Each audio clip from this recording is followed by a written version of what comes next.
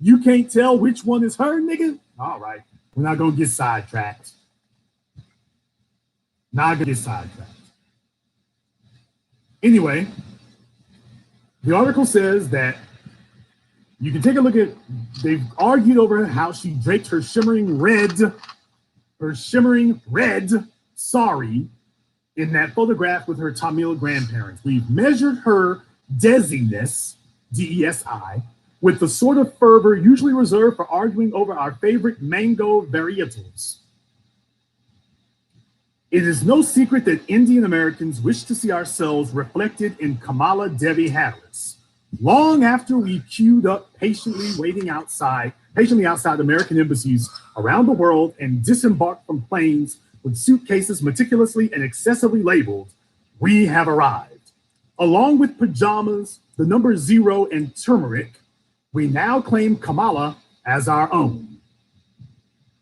People, you can go on Twitter. I'm going to stop what the hell I'm doing right here. I'm going to stop what the hell I'm doing. You've offended the hell out of me here. I'm going to stop what I'm doing because I want you to see this. Now that they just said this in the article, I want you to understand this. When you have a situation like this where folk are running around saying something so absolutely phony as what they just said, that needs to be called out. On Twitter, I had seen where somebody in the tweets was posted an article about Kamala, and this was an Indian female, Smitra Prakish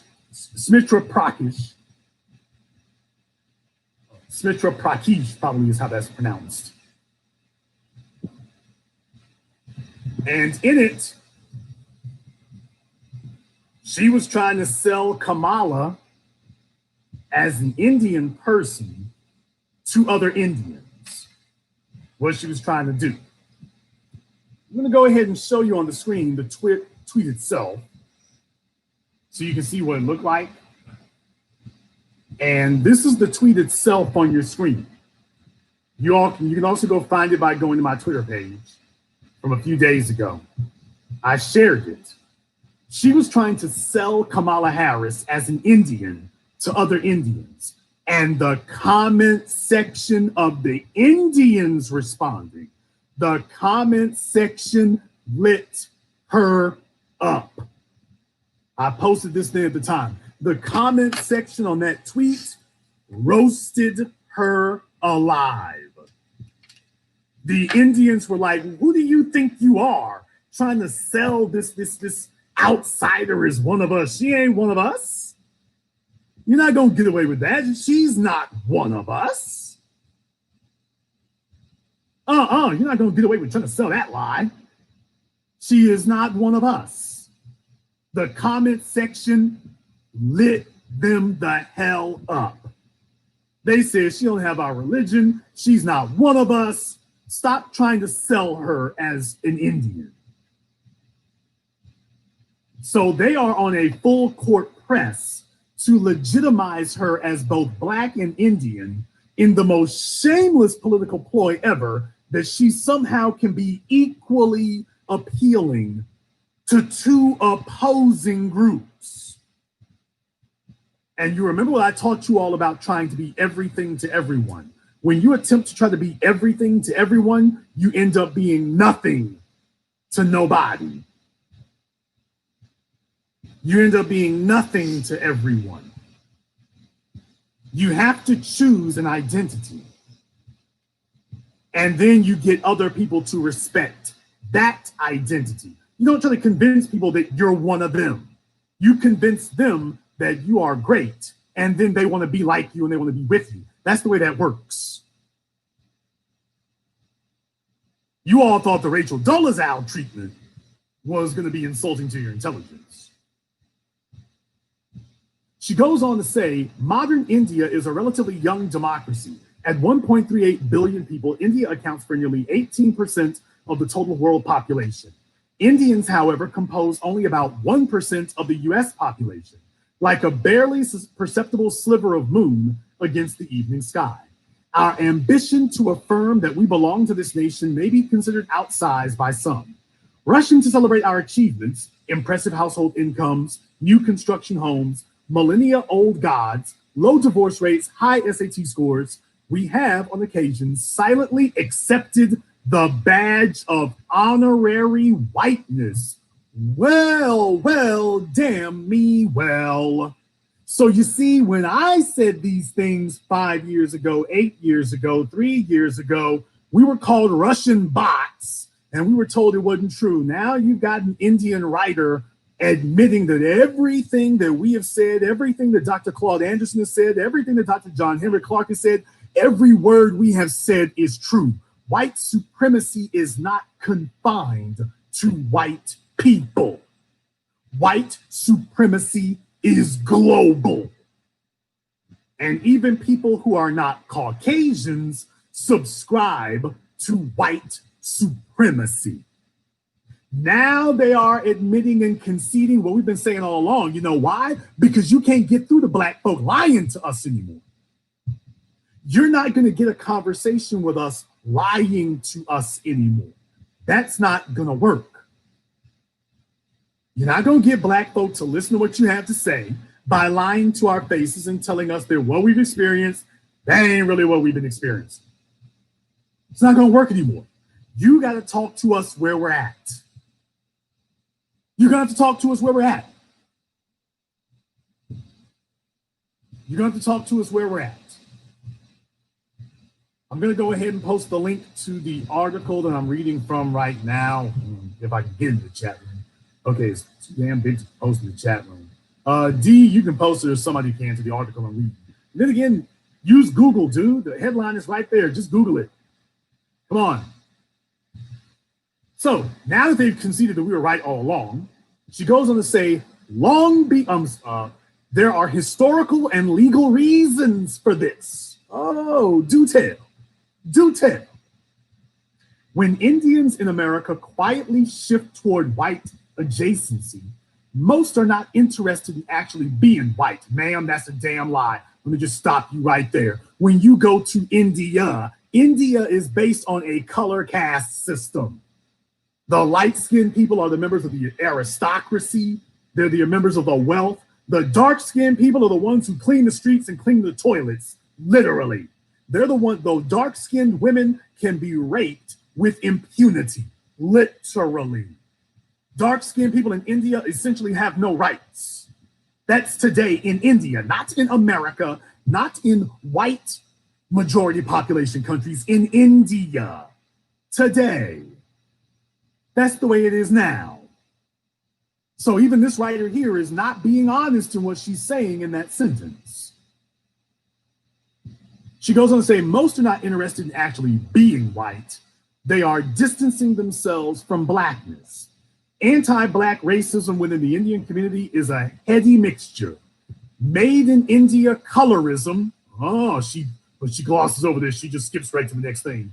Made in India colorism, socially engineered anti-black bias of the British imperial strain, and indigenous all-American racism. So you notice when she said made in India colorism, she skipped from that and went straight on talking about the Brits. Well, made in India colorism and anti-blackness by the Brits. No, India created this on its own. India did this on its own. India got here by itself. India didn't know people. Colorism didn't require colonization. The Indian people got to colorism on their own. Let's be very clear about that. They got to the acceptance of colorism on their own. Remember, they were also occupied by the Brits too. So don't sit up here and act like, oh, it's about Indianness. No, y'all love white folk. You didn't have a problem with it. The Brits had their boots on your neck and you were cool with that. So don't try to change it up now. Be who you are. Just be who you are.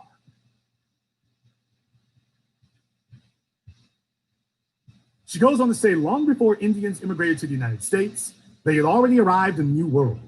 In 1838, indentured Indian workers arrived in Trinidad to fill the labor vacuum on sugar plantations following the emancipation of slaves in the British Caribbean.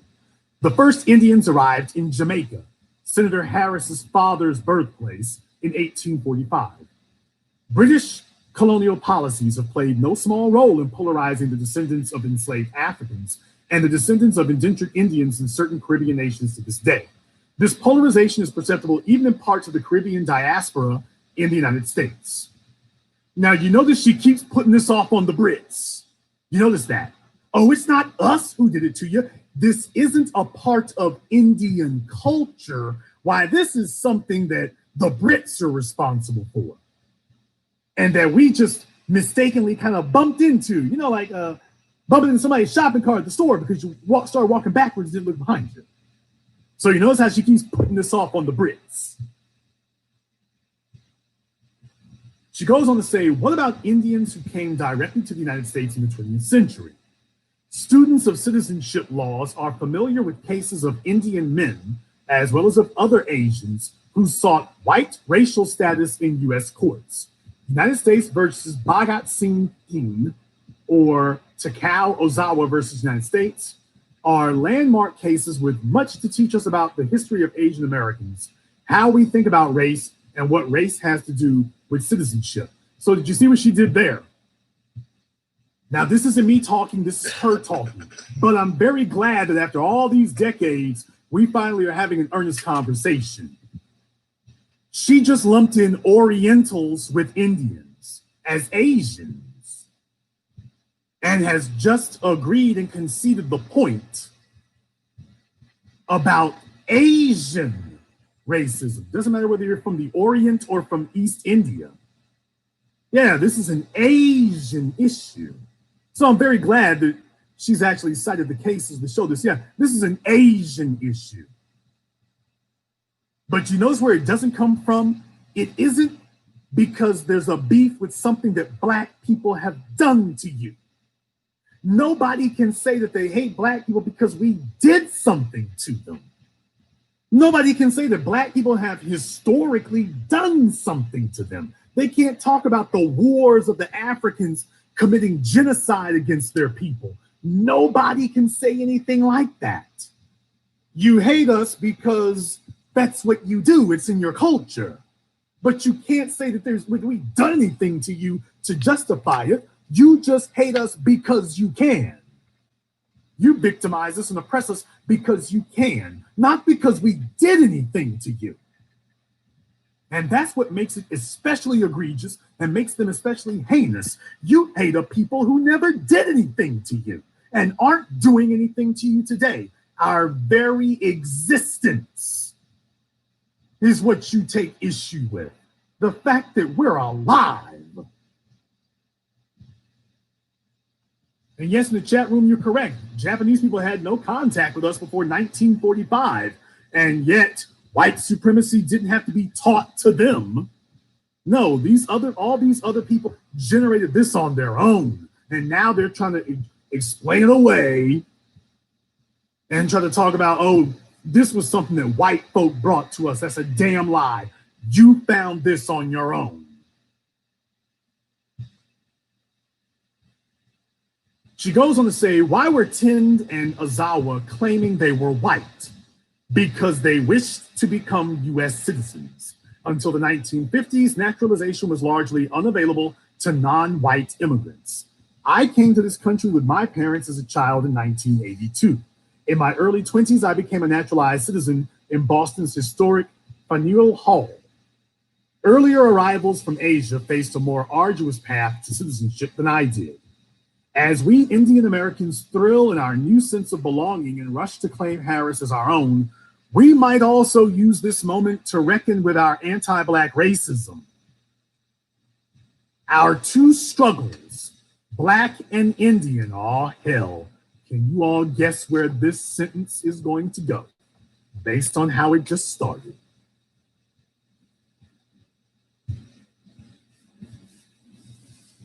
Our two struggles. Can you all guess where this is going? I'm just going to give you a moment here to prep yourselves. Can you guess where the rest of this sentence is going after everything she just said? Everything she just said about how Indians harbor animosity and racism toward Black people. And check out where the next sentence goes. She said all that to get here.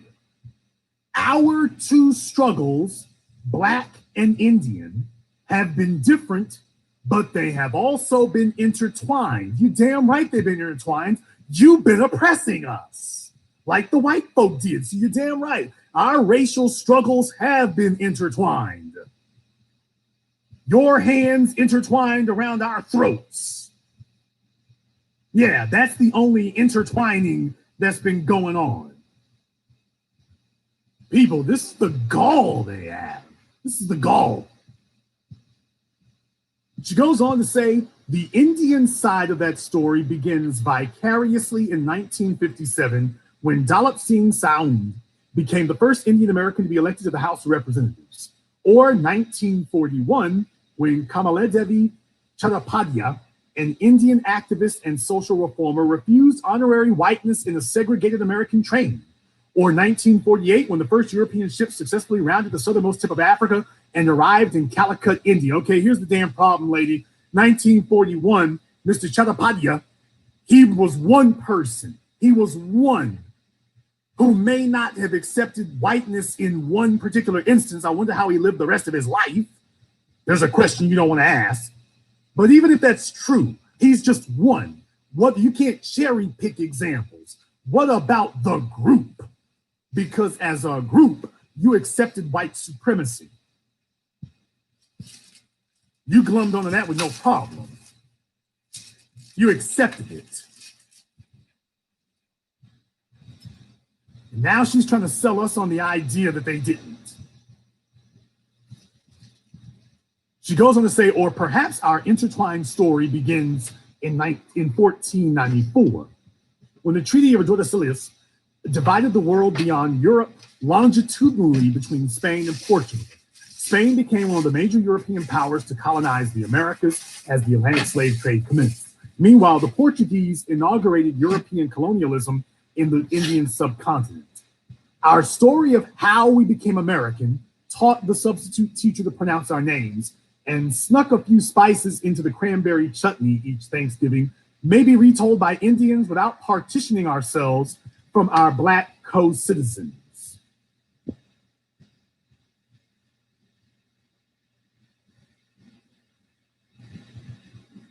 Are you freaking kidding?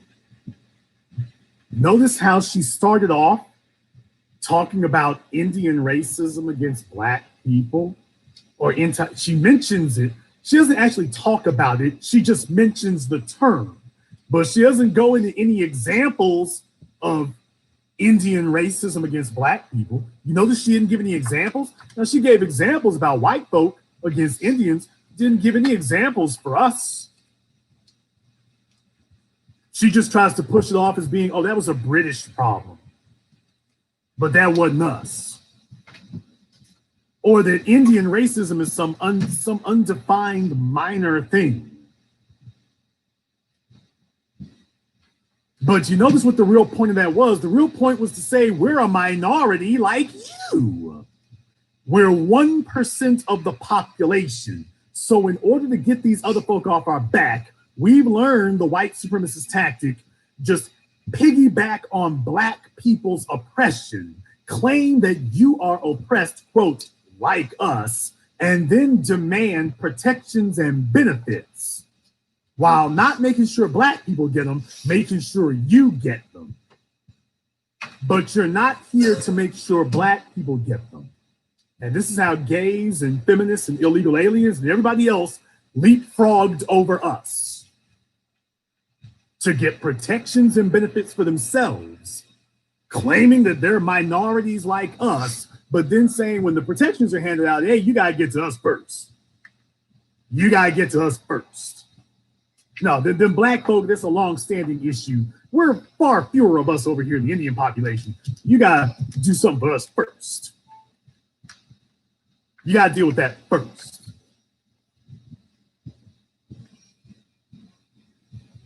So you already see how non-Black people are attempting to use Kamala Harris and the suffering of Black people to better position themselves.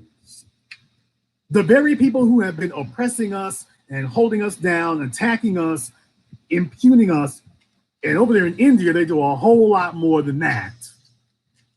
They now have the gall to try to say we're minorities like you. You just spent the entire first 3/4 of this article explaining how you all are not minorities like us. How you have your own system of anti-Black racism against us in India, and yet at the end, she makes the argument for that 1% that's over here in America. See, those 1.3 billion Indians are on the other side of the world. But your numbers are statistically insignificant in America. So they're trying to hide up under Black people's umbrella while they still practice racism against us.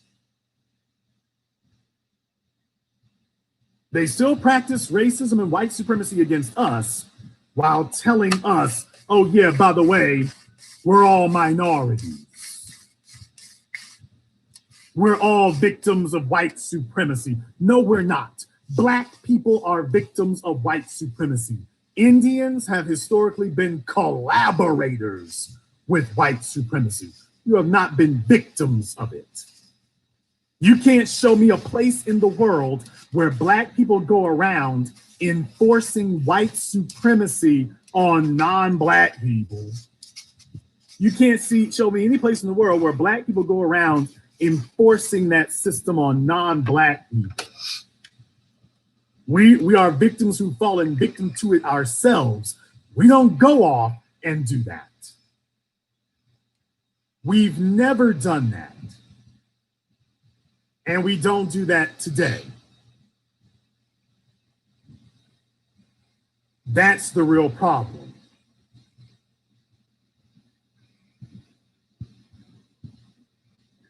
Everybody has decided that they're going to go to war against us because it's what unites them. It's what unites them. And yes, we can talk about Mahatma Gandhi and a bunch of other people out of the way, basically every Indian prime minister. We're not going to get off in that woods on that. You all already know about Gandhi. But the real thing is we're talking about the society as a whole. Indian society as a group harbors this. Indian society as a group harbors white supremacist racism against Black people. As a group. This is who and what they are, and this is who and what they've done. They just sat here and told you that Indians have a racism against Black people. They just sat here and conceded that, just sat here and admitted this, just sat here and admitted it, but lo and be damn hope. There's CNN. The white media is running into itself. It's running in circles so quickly, it's actually running into itself. You just saw that article from Washington Post. Here's the article from CNN. Oh boy. Kamala Harris, Indian Roots and Why They Matter by S. Mitra Kalida. People. So one article is talking about why she's Black. And another article is talking about why she's Indian. And you kind of have to ask yourself, who in the hell is this directed to? Now, the article you just heard me read you from the Washington Post tells you that the Indian population in America is only 1%. 1%. So what does that immediately tell you? That tells you that all of this trying to tell people that she's Indian, you're not talking to Indian people because the 1.3 billion in India can't vote. And there's only Indians only 1% of the population in America. So when they keep trying to say, oh, she's Indian, her Indian roots, Indian, brothers and sisters, who is that focused at? Who is that directed towards? All of this, she's Indian. When I've shown you articles here where her Indianness has been rejected by Indians, both in America and overseas. So who are they directing it towards? This feverish push to make it clear that she's Indian. Who's that for? Who is that directed towards? And why? I would submit to you that that is directed towards white society. For the reasons that the previous writer articulated.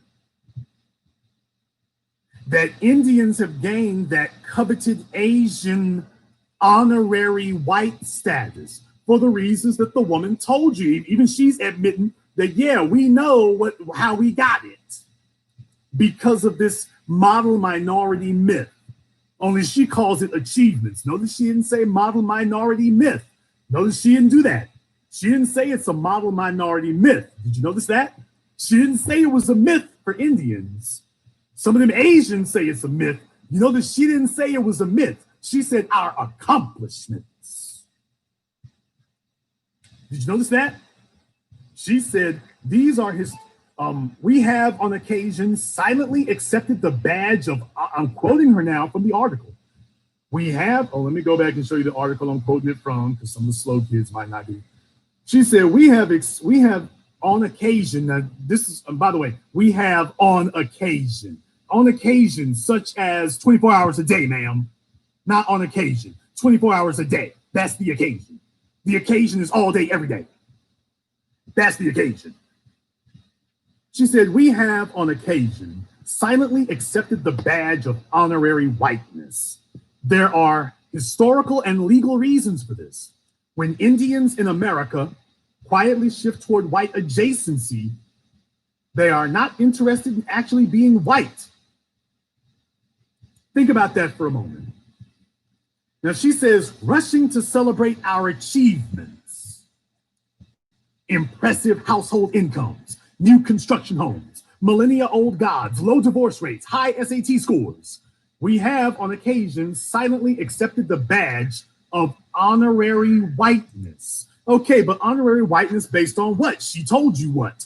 Household income, home ownership, old religions, low divorce rates, high SAT scores. She just told you. She just told you. Our honorary white status, our model minority status. So when you see writers at CNN trying to, and CNN, Washington Post, New York Times, and everywhere else trying to promote Kamala Harris as Indian, that's for white people. Oh, she's not one of them kind of niggas. She's actually Indian. You think you see a black person, but she's Indian. And she has a white husband. You see, she's not one of those troublesome nigresses. She's got a white husband. You see, she wants in. She is harmless. She prosecuted black people. She kept them locked up in jail even after their sentences. Latrice Richardson, damn you. She's not one of those troublesome niggers that you think about. She's not. She's an Indian. In fact, she's more Indian than she is black. She's more Indian than she is black. So that's not aimed at Indian Americans. They're only 1% of the population. That's aimed at the white majority. You don't have to be scared of her. She's one of the model minorities. And she can't wait to be one of us. And if you open the door, she will be a non-white person who practices white supremacy, just like Obama was. She'll be one of our trusted assets who will practice white supremacy while wearing the skin color of non-white people. She's a non-white person who cannot wait to demonstrate to you just how in step with white supremacy she is. Now, the CNN article says Kamala Harris is a lot of firsts. Besides being the first black woman, now listen to this first sentence here. This is the first sentence from CNN. Listen to this. Besides being the first black woman on a major party's presidential ticket, she's also the first Indian American.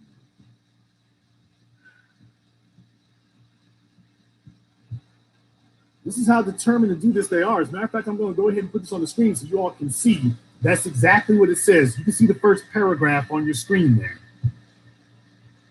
I want you to see that for yourselves so you can see I'm not making this up. This writer at CNN,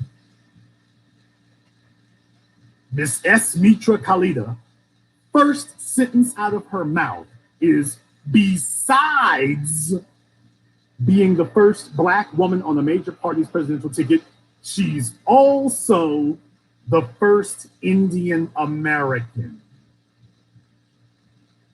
So they pushed the Black thing out the way real quick, didn't she? Just take a look at how this article is composed. Besides being Black, she's also the first Indian American. People, she cannot be Black and Indian American. She cannot represent two communities. You can't. You cannot. Because these communities are in conflict because of white supremacy. So if you identify with Indians, you identify with white supremacy. If you identify with Black people, you must be in conflict against the culture of Indian white supremacist practices. So no, she can't be both. No, she cannot be both. Now, the writer goes on to say her mother, Shyamala Gopalan, and was born in Chennai and immigrated to the US to attend the doctoral program at UC Berkeley. Like Barack Obama, a mixed race heritage has allowed Harris to connect across identities and reach multiple audiences and voting blocks. This is wishful damn thinking. First of all, she invoked the name of Barack Obama, who's a damn pariah among Black people today. This just shows you this article is straight pandering. It is shameless pandering. She's pandering and shamelessly. She mentions Barack Obama's name like that's going to do great and wonderful things for Black folk today. It just shows you how out of touch these people are with where we stand as Black people. They are completely and utterly out of touch with us, and willfully so. And willfully so. But she's saying it anyway. This just tells you how whitewashed they are. They're talking to us as if they were a bunch of white people.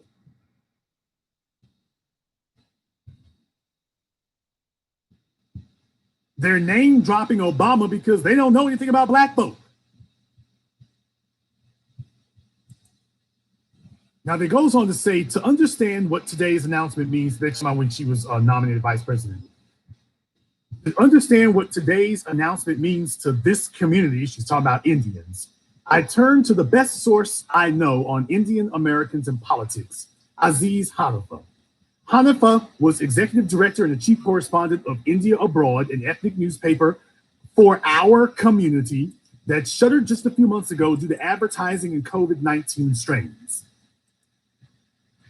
He sent me an August 26, 2009 interview he did with Kamala Harris and gave me permission to excerpt portions. Its headline, Kamala Devi Harris, the female Obama, discusses her campaign for California Attorney General. This is where they stand on this. You got to understand. This is where they stand. Talking to you as if you are stupid and insane. This is where they stand. They're making no bones about it. None whatsoever. They're sitting here letting you know, oh, we're just pandering. They're sitting here letting you know that they think that these are buzzwords. They're going to do great things for Black folk. And if that newspaper was touting her as the female Obama, then there would be a situation where that's concerned. But they're not doing it because they love us.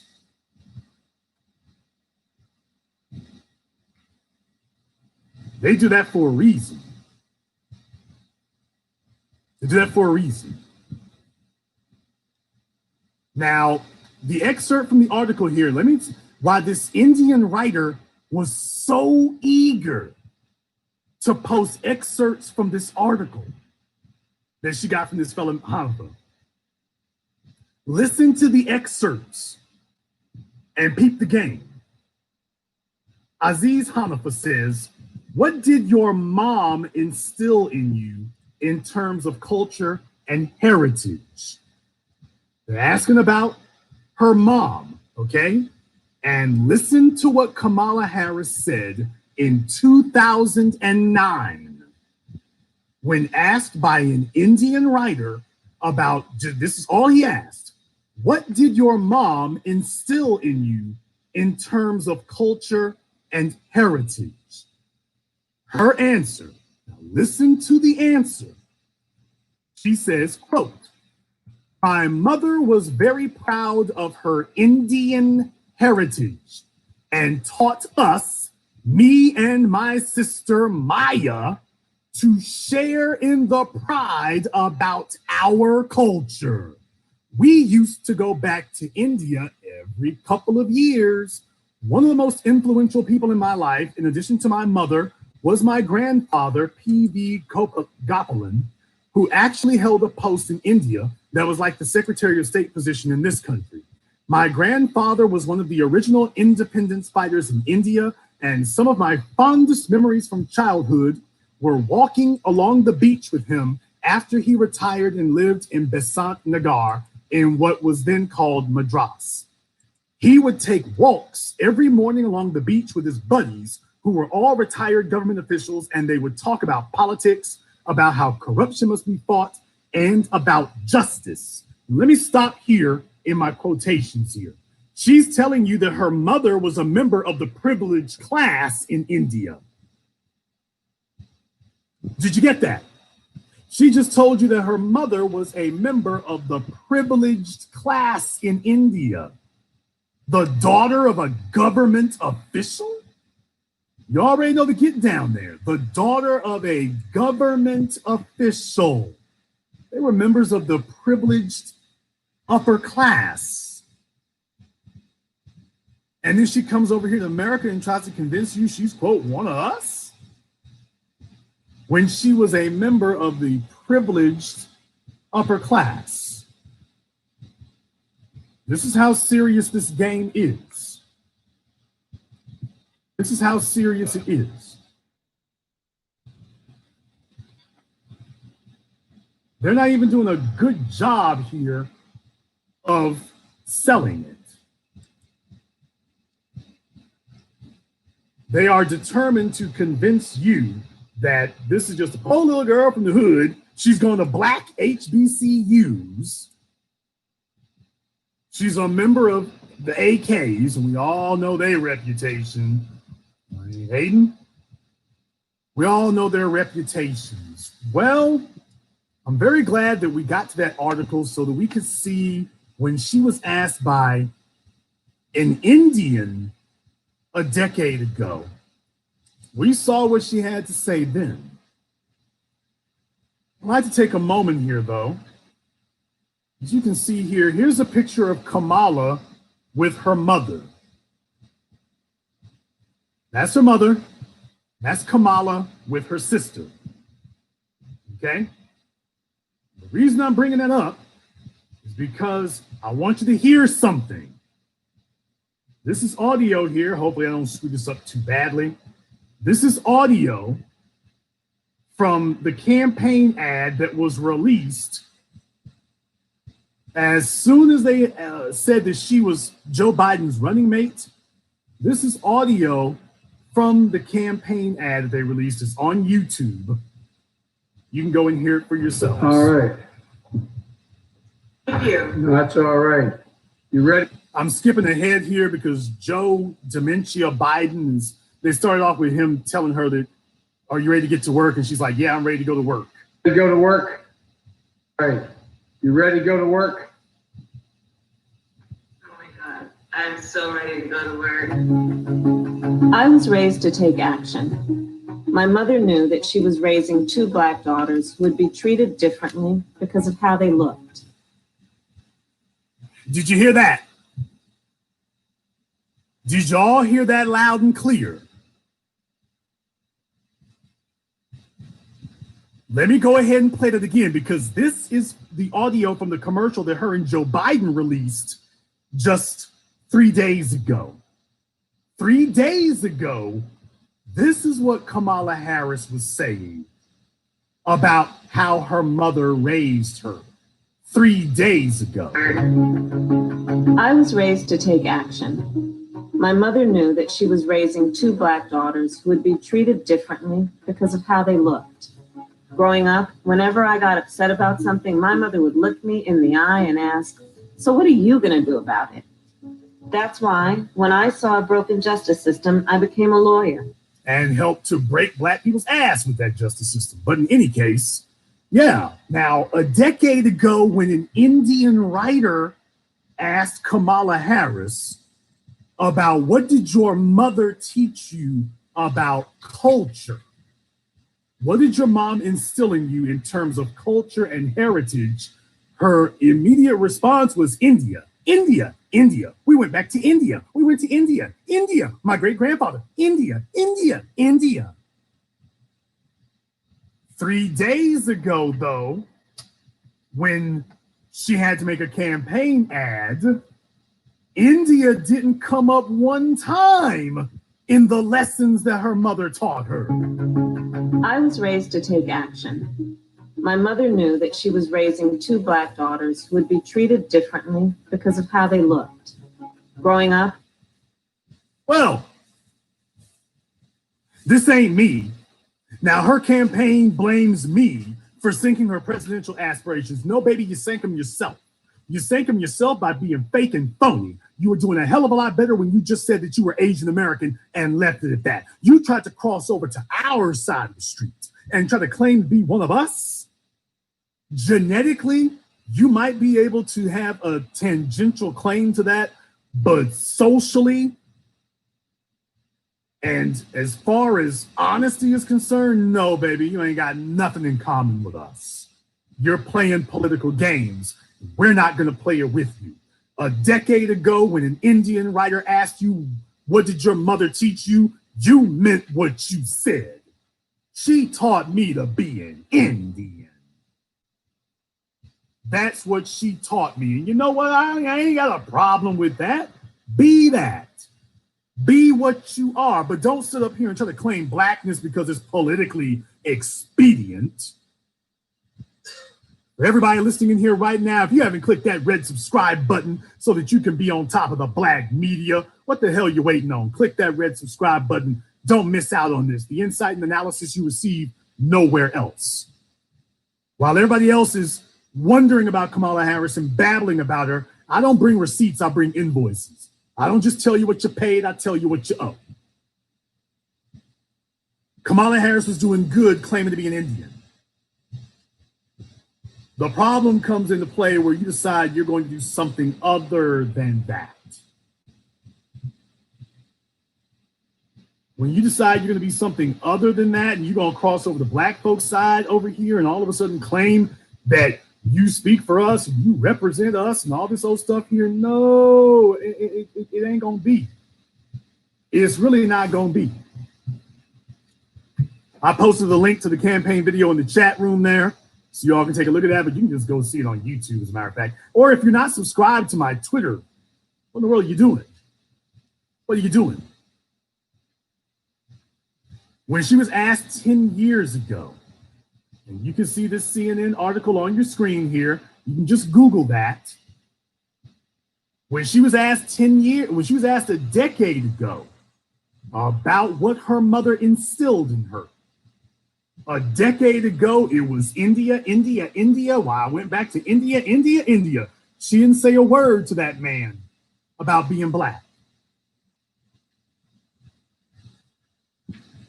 Now, if you think that I'm taking her words out of context after I just read 2 paragraphs of them to you, but okay. If you think I'm taking the words out of the paragraph, I'm going to continue reading because it gets worse. The article goes on to say here, he would take walks every morning along the beach with his buddies who were all retirement government officials, and they would talk about politics, about how corruption must be fought, and about justice. They would laugh and voice opinions and argue. And those conversations, even more than their actions, had such a strong influence on me in terms of learning to be responsible, to be honest, and to have integrity. When we think about it, India is the oldest democracy in the world. So that is part of my background, and without question has had a great deal of influence on what I do today and who I am today. Aziz then asks her, would it be true to say then that the roots of your civil rights activism began with those walks on the beach with your grandfather, as much as in your parents' involvement in the civil rights movement in the US during their student days at the University of California? So this Indian writer, Mr. Hanifa, asked her a question comparing her father's job as a government minister, comparing that to the historic fight for justice and equality of the civil rights struggle of the 1960s. He literally goes for it and compares the two. He literally compares the two. Does she correct him? Does she stop him? Does she make it very clear? Oh no, you can't compare the civil rights movement to anything else. What does she say next? She says, quote, it is important to not say one thing to the exclusion of the other because I don't feel the need to do that. They are of equal weight in terms of who I am and the impact they had on me growing up.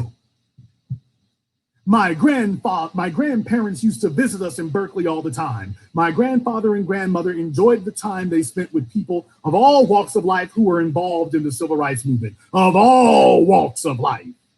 I believe that one of the benefits of having traveled the world and having known different cultures is that you really don't understand and see very clearly that people, whoever they are, whatever language they speak, have so much more in common than they do differences. Brothers and sisters, she just equated the civil rights movement to her grandfather's job in India.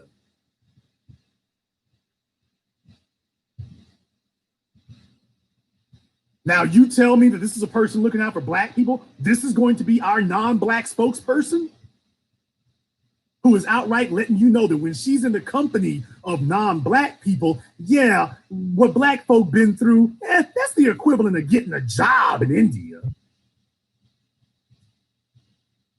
That's the equivalent of getting a job. Now, listen to the next question that's asked. This fellow Hanifa asks her, some Indian American politicians like Bobby Jindal, after winning election campaigns in which they sought and received the support of the community, sought to distance themselves from their Indian American heritage. What is your view on how the ethnicity factor plays out? Now, Bobby Jindal is a man I know quite a bit about since he was the governor of Louisiana. And just when you thought Louisiana couldn't have been driven more into the concrete, here comes Bobby Jindal, a young man, a very smart young man, actually, who distanced. Now, a lot of Indians, by the way, they don't like Bobby Jindal. They don't like Bobby Jindal because he changed his name, like Nikki Haley, former governor of South Carolina. They didn't like her because he changed his name. He Americanized his name. Bobby, they didn't like that. Nikki Haley, Nikki, they didn't like that. So Indians, people from India have always held that against Bobby Jindal. Smart man, accomplished, but he made it very clear that, yeah, he had to drop the Indianness and that he gleefully would do so. He dropped that real quick. And by the way, he wasn't called Bobby Jindal in Louisiana. He was called Bobby Jindal way before he wanted to run for governor. They were calling him Bobby Jindal back when he was just friends with George W. Bush. No, he didn't just pick that up when he wanted to run for governor. And he ran the state into the damn ground. But they have always held that against him. Bobby Jindal, Nikki Haley, the Indian community has never forgiven those two for doing that. Here's Kamala Harris's answer to that question. What is your view on how the ethnicity factor plays out? Her response, I am proud to be who I am. I am proud of the influences that my family have had on my life, that my community had on my life, and similarly, the influence of my mentors and colleagues and friends. One is not to the exclusion of the other. I believe that point is at the heart of this matter. We have to stop seeing issues and people through a plate glass window as though we were one-dimensional. Instead, we have to see that most people exist through a prism, and they are some of many factors. Everyone is that way, and that is just the reality of it.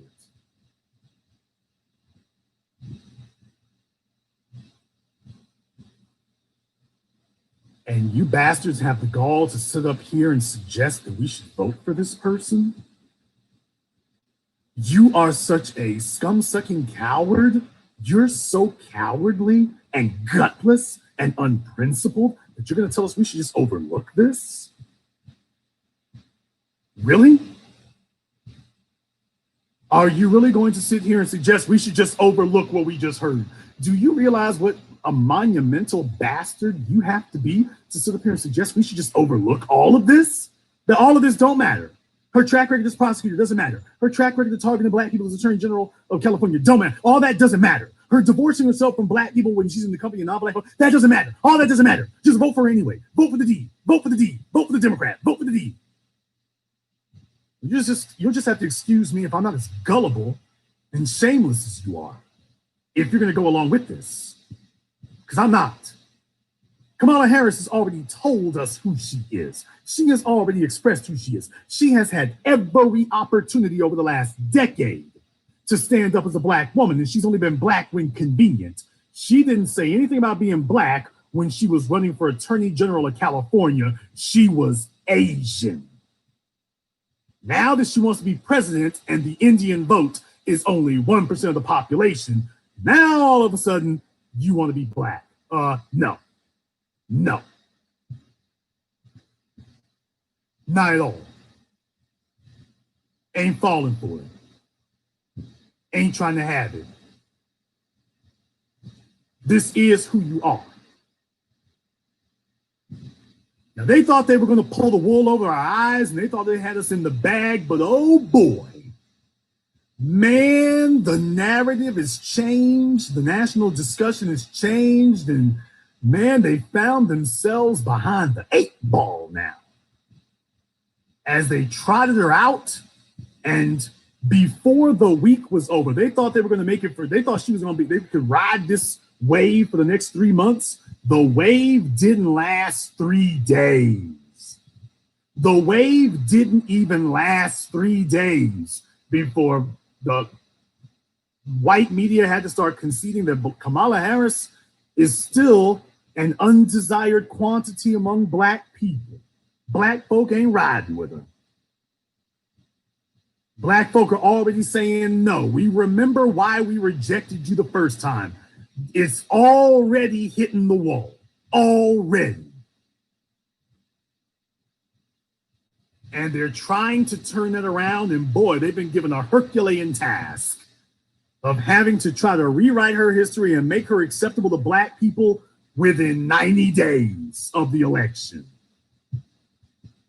No wonder Joe Biden waited until the very last minute, 90 days before the election, to name her as his running mate. No wonder he did, because they understood that she is no more desirable today than she was a year and a half ago when we rejected her for president. We didn't want her as president. We're not looking for her as vice president.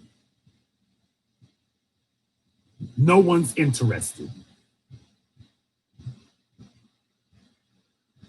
What we're going to do here now is we're going to take a very brief commercial, non-commercial break. When we come back, we're going to get back to what the white media is now saying about Kamala Harris and how black folks see her. And boy, oh boy, they're already letting you know they understand there's troubled waters on the horizon by putting her in this position, and that her job to secure the black vote is looking more doubtful by the minute.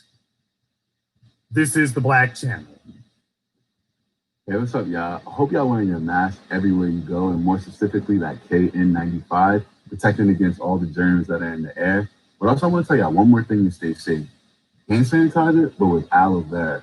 So you put some of this on, you rub it around. Not only do you knock all the germs, but The aloe vera smells so amazing that you're killing two birds with one stone without drying out your skin. Because traditional hand sanitizer leaves your hands feeling clammy and disgusting. So definitely get hand sanitizer with aloe vera. So one more thing I want to tell you about though, this code right here, cut the check. So let's say you bought a couple of masks, you bought a couple hand sanitizers, and your order exceeds $50, we waive the shipping fee with the code cut the check. So on your checkout, remember to put that in. Hello, ladies and gentlemen. We are living in extreme times right now as to where we need protection. If you're looking for tactical gear, whether it's for work purposes or protect yourself in your home, come and check out Center Fire Tactical Gear. We have the best tactical gear for you. We have the top of the line name brand companies such as AR500, Chase Tactical, and many more. Also, we're carrying the KN95 mask as well. Check us out at www.centerfiretacticalgear.com. This is the Black Channel. I am your host, your brother, your humble servant, the Black Authority.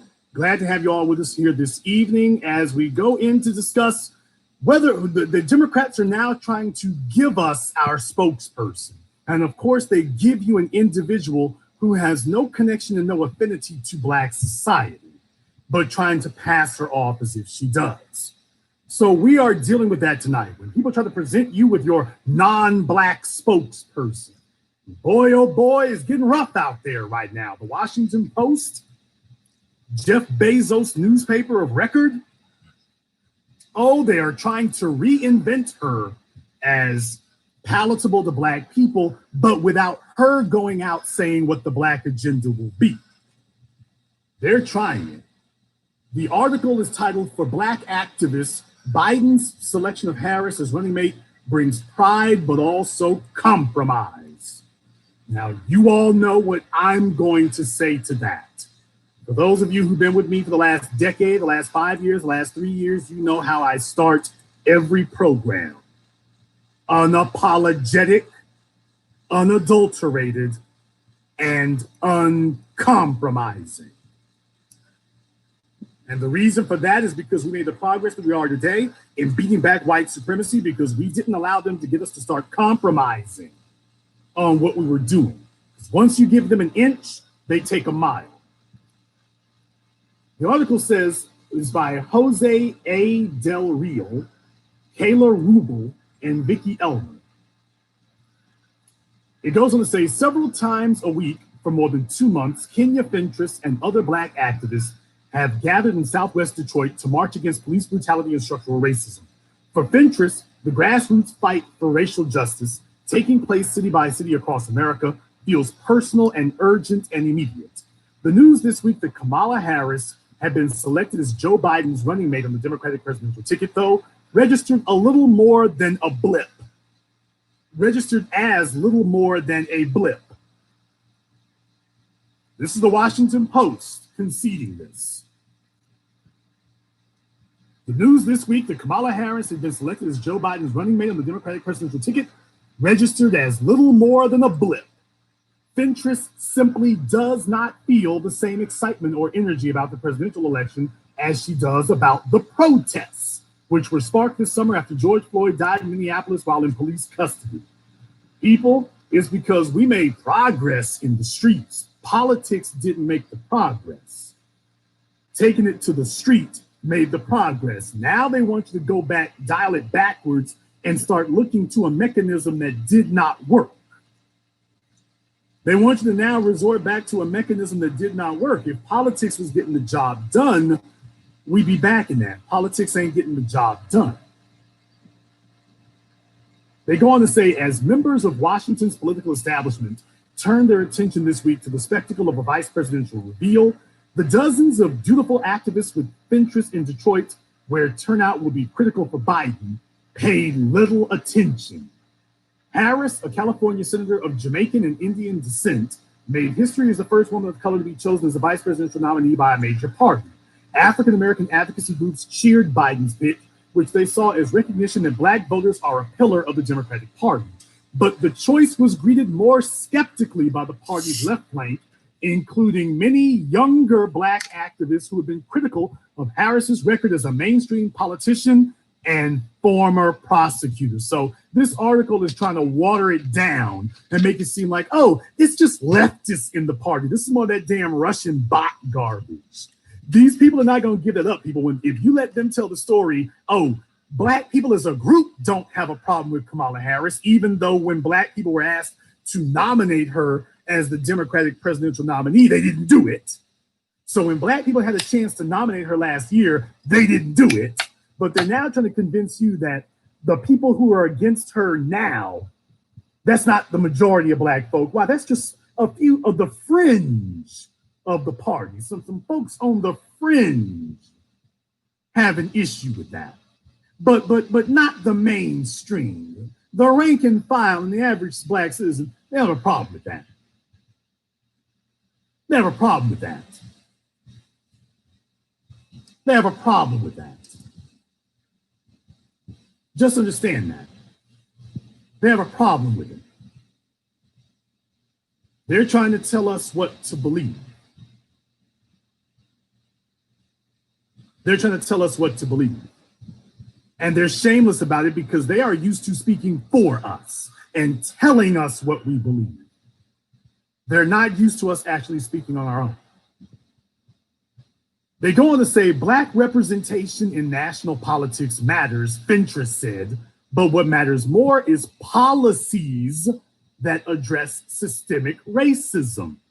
Wow. I mean, this is the Washington Post taking gut shots and body blows, even with them having to concede. Now, you have to understand, this is how the media does. The media, when it's time, right before Election Day, they start speaking like us. We're not here for symbolism. We're not here for optical effects. We want systemic, tangible benefits. And the media will gladly repeat that leading up to the election. Oh, we hear you. We hear you. You don't want symbolism. You don't want window dressing. You want real change. The media will say those words, and right when it's time to vote, they'll tell you, you got to vote for this candidate, even if they don't give you anything. Even if nothing changes, vote for them anyway. So this is the game they always play. So don't be fooled by the fact that they're talking like us for a couple of sentences. That's the bait and switch. They talk like us for a couple of sentences. We say, well, finally, they're hearing us. And then as soon as it's time to vote, okay, vote no matter what happens, even if we ignore you. Vote no matter what. Black representation in national politics matters, Fintra said, but what matters more is policies that address systemic racism. She is not sure the Democrats have figured that out or that Harris changes that. This is the Washington Post, people. This isn't the Black Channel. This is the Washington Post, letting you know that they know there are severe problems with Kamala Harris. Severe problems. They're letting you know that all the problems we got with her, they know what they are, and they know that they are severe and potentially fatal. They get it. It's not that they don't know and don't hear us. This is about, yeah, we hear you. Because remember, people, you can get every white person in America to concede that racism exists. You can get every white person in America to concede that there is racism in America. The problem comes when you tell them, okay, let's do something about it. As soon as you say, what are we going to do about it? Then all of a sudden, ain't no racism. Ain't no racism. All of a sudden, they don't want to tell you what to do about it. So don't get fooled by the fact that some newspaper is willing to concede that they know the reasons that we don't want to vote for these people and that they know what the problem is. Don't concede that. Don't be fooled by it. They understand.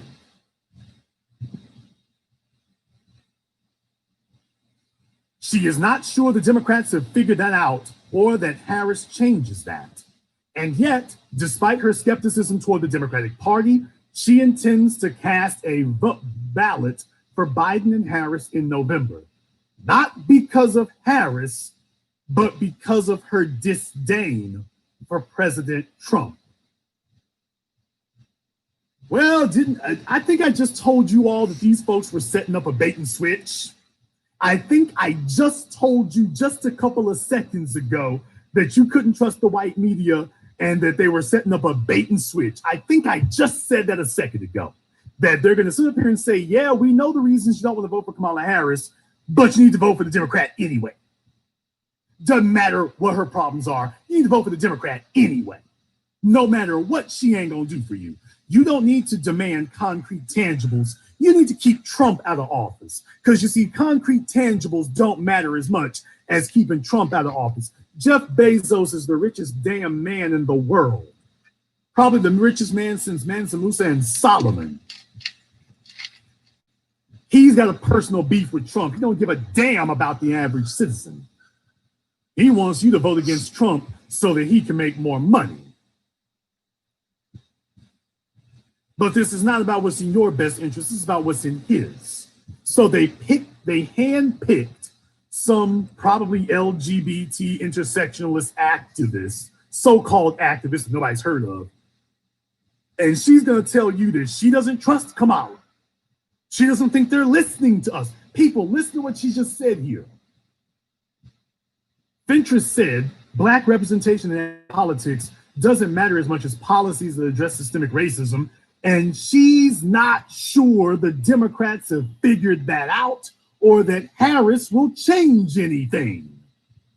Well, people, if you don't believe that the Democrats realize that destroying racism is the top priority, and if you don't believe that Kamala Harris is actually going to change anything, then exactly what in the hell are you voting for? Explain to me what it is you're voting for. I didn't ask what you're voting against. Okay, you're going to get rid of Trump and have what? Diet white supremacy? Fat-free white supremacy? Caffeine-free white supremacy? White supremacy with Splenda? What exactly are you voting for when you just said that you don't think they understand your issues, you don't think they care about Black folk, and you don't think she's going to change anything? Then what in the hell are you voting for? You're going into that booth to vote for what? People, this is just a basic logic question. This isn't even a political question. Do you all understand? I'm not asking a political question right now. I am asking you a simple logic question. Do you like candy bars? Yes, I do. If store A says that they don't sell candy bars, and store B says we would like to sell candy bars one day, but they don't have any, which store should you go to for a candy bar? People, the answer is neither. None of us got it. None of them should be your choice. Neither of them. That's the point. But you've got so many scared, boot-licking, ass-kissing Negroes out here today, and they're not the majority. Thank God that civil rights generation is fading away, so that these are not things we have to deal with anymore like that. They're in panic mode because the young generation of Black folk are saying, wait a minute, you're not going to get us to vote on popularity. We're voting on tangibles. We're voting on tangibles. We're not voting for diet white supremacy, sugar-free white supremacy, caffeine-free white supremacy, Coke Zero white supremacy. No, we're voting for none. We're voting for Black empowerment and the destruction of white supremacy. Now they quote this Kenya Fentress saying, quote, you know, I go down the streets and I see people lined up just for food. How is that normal? How is that right? She said, pointing to wealth inequities between white and Black families that have been exacerbated by the coronavirus pandemic. Quote, are we going to vote? Yes, it's an obligation. It's something that you should do because right now, the president we have, we don't want him in office. People, that's Jeff Bezos talking. That's not some activist talking. That's Jeff Bezos. People, you don't vote for somebody who is not advocating your interests. You don't vote against politicians. You vote for politicians because you're going to have to live with the result of whatever politician you voted for. So if you're putting someone in power who is going to maintain the status quo, which is what Kamala Harris and Joe Biden will do, you're responsible for that vote. You're not supposed to, if you claim that you don't like things the way they are, you're not supposed to vote for the status quo. And what some people refuse to accept is that you can have two political parties who are both offering you the status quo through other names. Oh, they're going to rename it other things, but they're offering you the status quo. They go on to say, the lower than expected turnout in 2016 among Black voters. Well. So the white media has been waiting all these years. What we told you in 2016, what we said in 2016, they've waited until the last minute of 2020 to finally admit and confess to what I said on election night, before election night in 2016. What I said in 2016 and 2018, they are finally conceding to it. They're finally confessing what we said then. Do you understand that they're finally confessing to what really happened in 2016? The lower than expected turnout in 2016 among Black voters in Detroit looms over the upcoming presidential election, said James Currington, who is a pastor at the city's Mayflower Congregational United Church of Christ. A Democratic voter, Currington regrets that he did not do more in 2016 to encourage his community to vote. Trump narrowly won Michigan by about 11,000 votes. Here's what Pastor Porkchop says. The blame has to go all around. We locally here as pastors could have gotten out 15,000 more folks to vote if it had been a priority. The Democratic Party could have made the vote in Detroit a major priority, which it did not. Hillary Clinton did not show up here. Now, this is one of these ham-bone preachers trying to make sure that he stays in good with the party. People, Hillary Clinton could have camped out in Detroit. 2016 was the year of being on code. 2016 was the, let me rephrase that, 2016 was the election one of being on code. That was what happened to you. It wasn't that the Democrats didn't show up, and it wasn't that Black folk didn't, quote, know what to do. That was the first year of us being on code. 2020 is the second presidential election of us being on code. That's what you're up against now. It isn't that Hillary Clinton didn't show up or the Democrats didn't try enough. We knew what they were supposed to do. They knew what we were supposed to do. We didn't do it. That's what changed. We didn't do what they said we were supposed to do. So he's trying to explain it away in a way. He's doing his Roland Martin routine. It ain't his fault as Pastor Cornbread. It ain't his fault as Reverend Rubberlip. It ain't his fault that things didn't come together. Reverend Chicken Wing didn't have nothing to do with why you lost. You should have tried harder. You know what try harder means, don't you? You all know what he means by try harder, right? The Democrats should have made, quote, more of a priority. You understand what that means, right? For those of you who don't understand, he said that we locally here as pastors could have gotten out 15,000 more folks. He's sending a warning shot to the Democrats. Y'all need to do more for my church. Somebody in the chat room got it. Yeah, he's trying to shake them down. Y'all need to pay up. Yeah, we could have gotten 15,000 more people out here. Yeah, we could have done that, but y'all ain't paid up. Your books ain't good.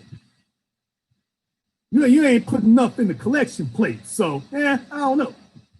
Maybe you win, maybe you won't. Maybe you win, maybe you won't. I don't know. Y'all ain't did enough. So now he's trying to cash in. Y'all need to do more for my church is what you need to do. He doesn't give a damn who's running, whoever pays the bills. Y'all learned that from Pastor Daryl Scott. Daryl Scott showed you TD Jakes. Didn't TD Jakes meet with Trump? Did TD Jakes meet with Trump? I know it was a bunch of pastors that met with him or talked with him or whatever.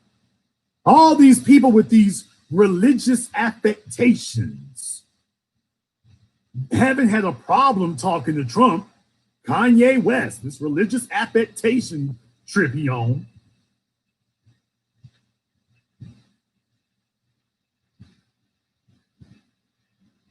Next thing you know, this is what you end up with. This is what you end up with. The story goes on to say, even as the church focuses on adjusting its programming for the pandemic and distributing hundreds of food boxes to struggling families, Curenton says he will organize phone banks and even canvassing in the fall. This year, he said, he feels a personal responsibility to make sure his congregation of several hundred turns out to vote in November. It is a conversation happening among other pastors as well. So people, he just told you, oh, Democrats need to know, if y'all cake him up, he can have phone banks, canvassing door to door. If y'all properly fund his church this year, why, he can do big things for y'all.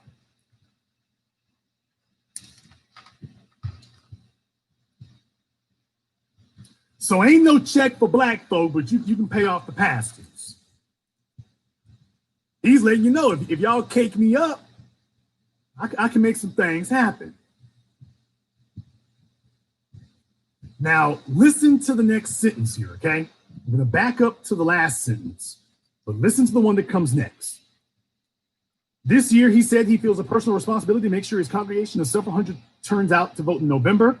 It is a conversation happening among other pastors as well, but he acknowledged that many black voters, especially younger ones, feel alienated from the political process and have grown skeptical of the Democratic Party, in part because of failed promises to turn Detroit around. Their disillusionment, he worries, is self-defeating. He believes political strength rests on voting. Now, people, did you see how the writer of this article, that last paragraph, do you see how that paragraph contradicts itself? This is damn me propaganda.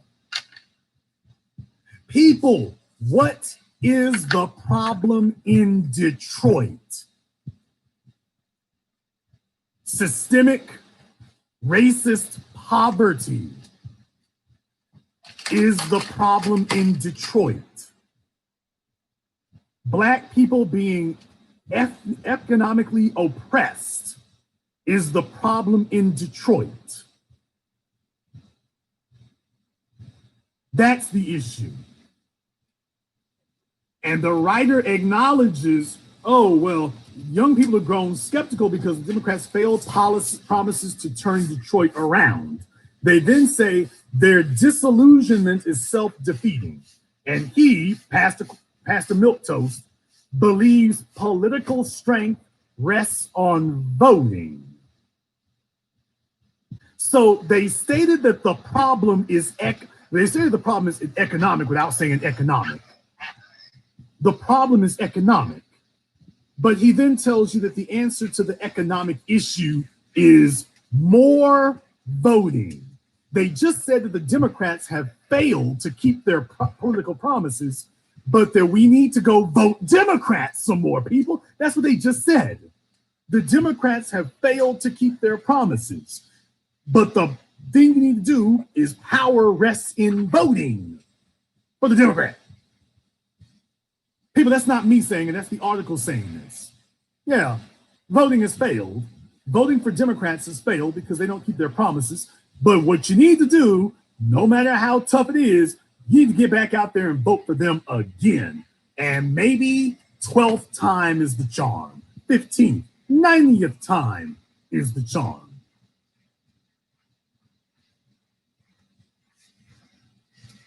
The article goes on to say the protest movement, he said, has lit a fire in many black communities, especially among young people who are paying more attention, especially to local politics. He said he hopes that energy will be harnessed for the presidential election. But there is also plenty of political skepticism and cynicism that community leaders like Curenton will have to battle. So they're trying to christen some pastor as a community leader. Okay. He couldn't get out the vote last time, but he's a community leader. All right. They go on to say the real work of creating social change, many activists said this week, was happening here on the streets of Detroit, not in Washington. On Wednesday, instead of watching Biden and Harris in their first joint appearance, dozens of protesters set up loudspeakers and passed out buttons that read, "Black Women's Lives Matter." They took turns delivering impassioned orations about the civil rights movement they see unfolding in the United States. Biden and even Harris almost seemed beside the point. Quote, "I come out here basically every day they have it," Parrish Sater, 28, said of the protests, as "no justice, no peace" chants roared in the crowd. For Sater, the protests are a form of civic engagement that feels more hands-on and likelier to accomplish change. Sater expressed skepticism over Biden's efforts to reach Black voters, including adding Harris to the ticket. Quote, "They did that so they could get the Black vote," he said. So this thing talking about Black women's lives matter, that's right, the men are on the lead on that. They did that so they could get the Black vote, he said, explaining his concerns over Harris's record as a prosecutor. Quote, "I've been to prison, and the prison system makes the person worse. It don't rehabilitate. Yeah, I'm going to vote, but I feel that Democrats and Republicans, they're basically the same thing," he said. Then, brother, why are you voting? People, why are you voting? If Trump and the Democrats are the same, what are you advocating that we're voting for? What are you voting for? Do you all see how the trick bag is in full effect here? Explain to me what it is exactly you're voting for when you just stated that you think the Democrats and Republicans are the same thing. Think about this for a few moments, people. Sater suggested that keeping Trump in office might benefit the movement because at least the president's rhetoric draws attention to systemic problems that have existed for a long time. I want to point this out real quick. You notice how the men are thinking strategically, even to the point of saying, you know what, keeping Trump in office might serve our purposes better because he galvanizes people to actually change things. Thinking strategically is important. His comments echoed other critiques of Harris' claim that she was a progressive prosecutor in California.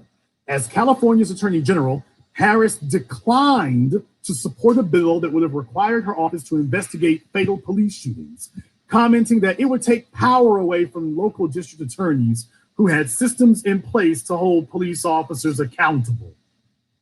Yeah, because we all know the local prosecutors have done such a great job of reining in killer cops.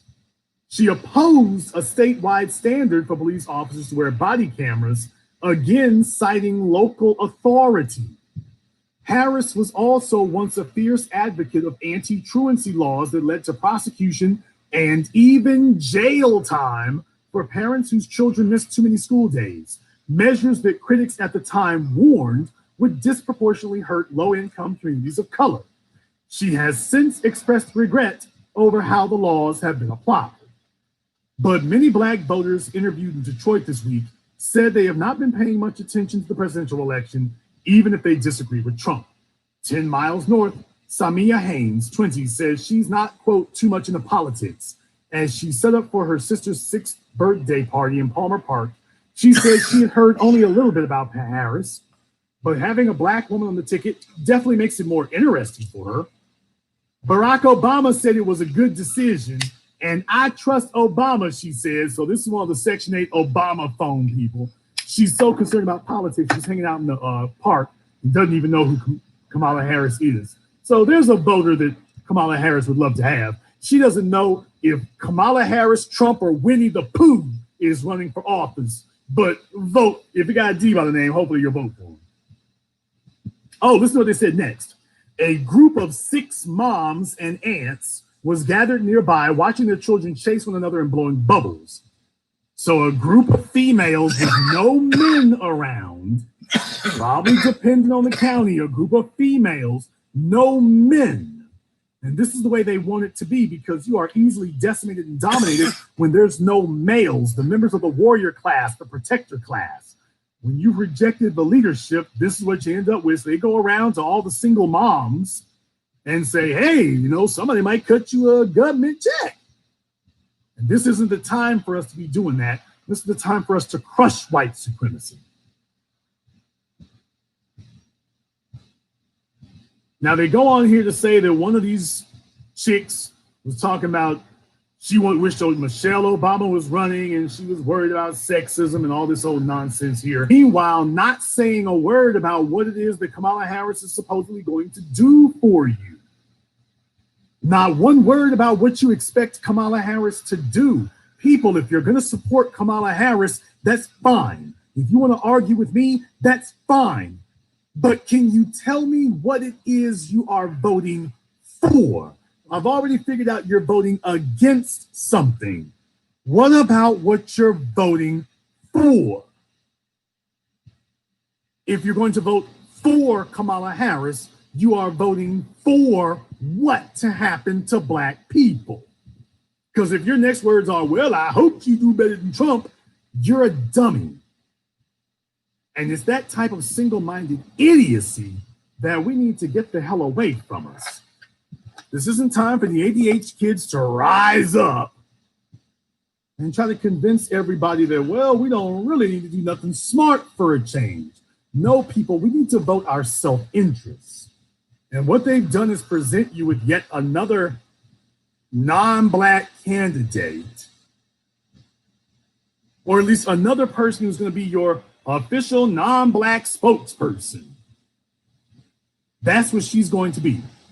Because Black people can't be trusted to support our own best interests. So they brought you yet another mixed person with no connection to the Black community, who is supposedly, allegedly going to speak for you. You're not good enough and smart enough to speak on your own. We're going to get somebody who will speak for you. This is somebody who's going to speak out for you. Because when it comes to white people, they want to get a white person to speak for them. When it comes to Black people, we're told, don't worry, we'll find a suitable spokesperson for your interests. You don't need anybody to speak for your interests. We'll find a suitable spokesperson for your interests. And yes, I understand that jackass Willie D is doing what he does.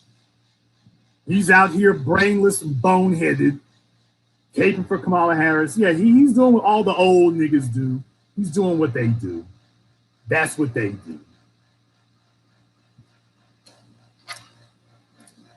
As Black people, we have to make sure that the world understands it's going to be different this time. That 2016 and 2018 were not flukes. That it's a new day. And that this obvious Manchurian candidate that you brought out here, this Hail Mary pass that didn't go so well the first time, and now you brought it back to us warmed over like curdled milk. You're now trying to convince us that this will taste better the second time around. Black people have historically taught them that we're sometimes kind of gullible about those things.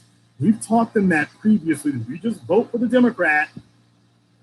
So understand, it's going to take a little while for us to break them of that pathology. That Black folk are just going to vote for the Democrat, even if the Democrat's offering us nothing. Neither one of these political parties is suitable for any halfway intelligent adult to call themselves voting for. Neither one of them. You vote for Black empowerment, but you don't go to the polls so you can go freaking hang out. Your vote is supposed to be something that empowers you. You're not supposed to let anybody play the damn Jedi mind trick on you and convince you that you don't need to vote for your own empowerment. What kind of nonsense is this? Everybody in the damn world is goes to vote to empower themselves. And you go supposed to go to vote for recreation? Please. You vote to empower yourself. You vote to empower yourself. That's the only reason you get out of bed to go vote. That's the only reason you get out of bed to do anything. You're not supposed to get out of bed except to empower yourself. You don't let somebody sit up here and put you in a damn trick bag and tell you that voting is for exercise or it doesn't matter what happens. You're damn right, it matters what happens. It absolutely matters what happens.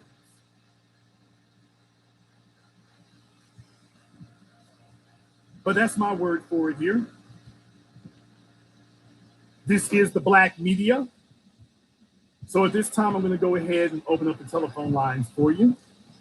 The number is 646-787-1933. That's 646-787-1933, your personal access code to the Black channel. If you are a Kamala Harris supporter and you believe that we need to support Kamala Harris, I would like for you to call up and explain to us, what is it you're voting for? What is it that you believe, not you hope, not boy, I don't think she's really gonna do it. Don't say I don't think she's really gonna do it. You tell me I'm voting for her because she has said what she's going to do is, and that you consider that to be acceptable. If you believe that, let's go ahead and have you give us a call up. The number is 646-787-1933. That's 646-787-1933, your personal access code to the Black media. We're going to go ahead and open up the phone lines here. Let me get caller from area code 469. You're on live with the Black channel. What's your name? Where you calling from? John from Dallas. What's on your mind? All right, be quick with this, but Kamala was raised by a Tamil mother.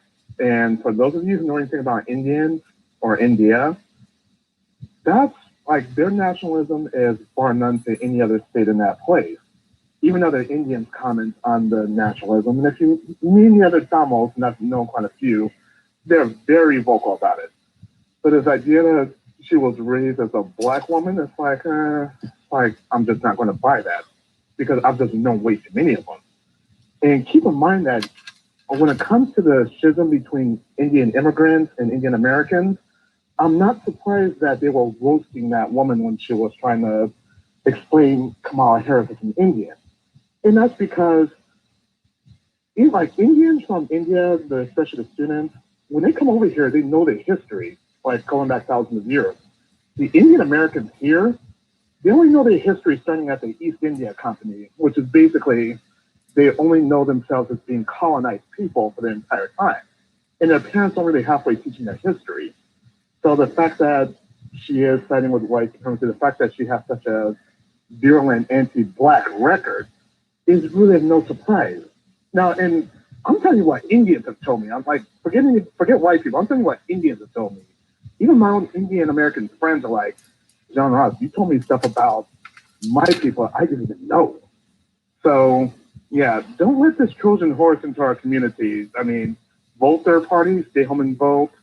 I don't care. You don't have to vote for the Red Scare ticket or the Blue Lives Matter ticket. It ain't worth it. Well, definitely, as a people, this is a great learning experience for us. It's a great learning experience for us to actually stretch our legs and make it clear that we can change the dynamic. But their record right now, everybody's trying to convince us that what we've seen for the last 100 years isn't what we've been seeing. A lot of folk are scrambling to convince us that what we live every day isn't really what we're living. And that's going to be a non-starter. Thank you very much for giving us a call here tonight. Let me get caller from area code 832. You're on live with the Black channel. What's your name? Where you calling from? This is Live at Direct Man, Jimmy J. Smooth out of Houston, Texas, brother. Jimmy out of Houston, Texas. What's on your mind? Brother, I just want to tell Black folks, man, stop coming to people that's on the B1 circuit to vote when you clearly don't have an agenda. The reason why a lot of black people that's on the soil, as you may say, is not voting is because it don't, like you say, it don't serve our best self-interest. And black people have to learn how to display the willingness to walk away. If I'm buying a car, we're gonna make sure that car gonna have all the things that you want, all the nigga shit, characteristics, all that good shit. When you're buying a house, we're gonna make sure that house don't have fucked up ass plumbing. You're not gonna just live in a house with fucked up plumbing and you know you got fucked up plumbing. So that's the way a lot of black people is trying to crowbar their way into simply, trying to convince people, trying to shame black people into voting Kamala Harris, aka Queen Mala Harris, aka Kamala Harris in the words of D. Tubman. Don't come up with this shit. If you again, like Jason like say, if you can't give us a logical reason why we have to vote for Joe Biden and Kamala Harris, goddammit, then shut the fuck up. You know what I'm saying? And as you stated, they clearly told us that they're not fucking with us. So if people not fucking with us, have the willingness to get your black ass up and walk away. Because in all of these niggas talking about, well, our ancestors died for the right to vote and all that other good shit. Motherfucker, you can vote for plenty of people. You could vote for DA. You could vote for mayor. You could vote for city council members. Hell, if I'm not mistaken, the governor's race in certain cases affect what's happening around you and stuff like that. Black people have the willingness to get y'all black ass up and walk away from the table. Sometimes you have to walk away from the fucking table, man.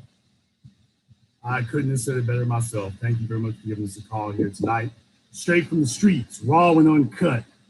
I have no issue with the way you phrased that. Straight from the streets, raw and uncut. That's what the hell we need. We don't need any more sugarcoating. We don't need any more watering down. Let's just say it just like it is. From the straight street, period. If you don't have an agenda, you have no reason to vote. But here's the real problem. You see, you all are taught in sports that you're not supposed to play to play. You're supposed to play to win. That's what you're taught. But when it comes to voting, the ultimate game, you are taught you're not supposed to play to win. You're supposed to play to play. You're not supposed to vote to win. You're supposed to vote to vote. You're not. You got black folk arguing with each other. I mean, can you imagine a more diabolical white supremacist tactic? You got Negroes arguing with each other that voting doesn't have anything to do with winning. That as black people, you vote to vote. You just vote because, quote, you have an obligation. Did you see? I mean, you see some of the quotes from this article. You have an obligation to vote. You really need to vote. You should vote. Black folk got to vote. I feel I got to. Do you realize that you never hear that when you're going on white ads, white articles? You notice you never see that? You notice that you never see them when they're talking to white people. It never gets phrased as you need to vote because you have an obligation. They never tell white people you need to vote because people died for your right to vote. You never see that. When it comes to us, all of a sudden, it's a bunch of damn irrational talk. They don't talk to any other people like that. When they talk to other people, they say, this is what the candidates are going to do for you. And did they do enough to get you to elect them? But for us, it's, you really need to show up and vote because Dr. King would want you to. They don't ever sit up here and say to other people, you really need to vote because JFK would want you to.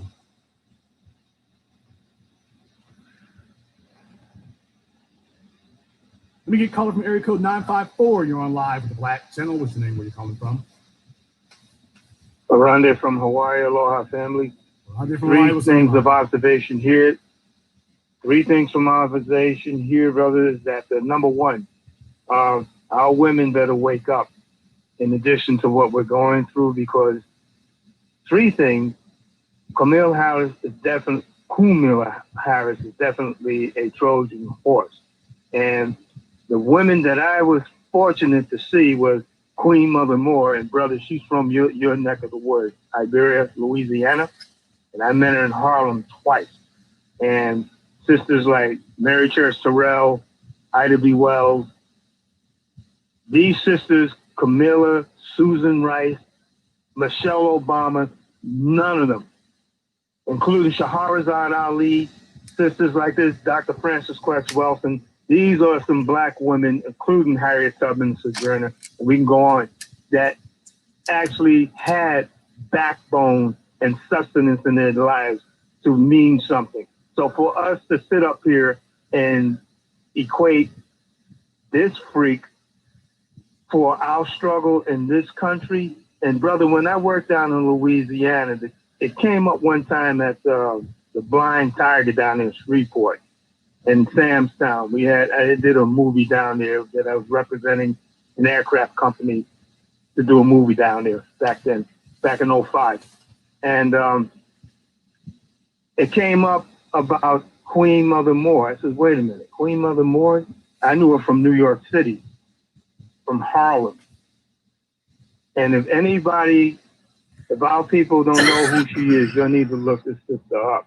And actually, Flo Kennedy was the one that got me to talk about her during the Howard Beach riots back in New York City back then in the 80s. And if we don't see this Trojan horse crap, we are very delusional. I ain't voting for nobody. I don't know who's worth the while on the local level. The other thing is, brother, maybe you can expound on this. They said that Barack Obama freed 2,000 prisoners during his last tenure of his presidency. Really? How did that help us, and how that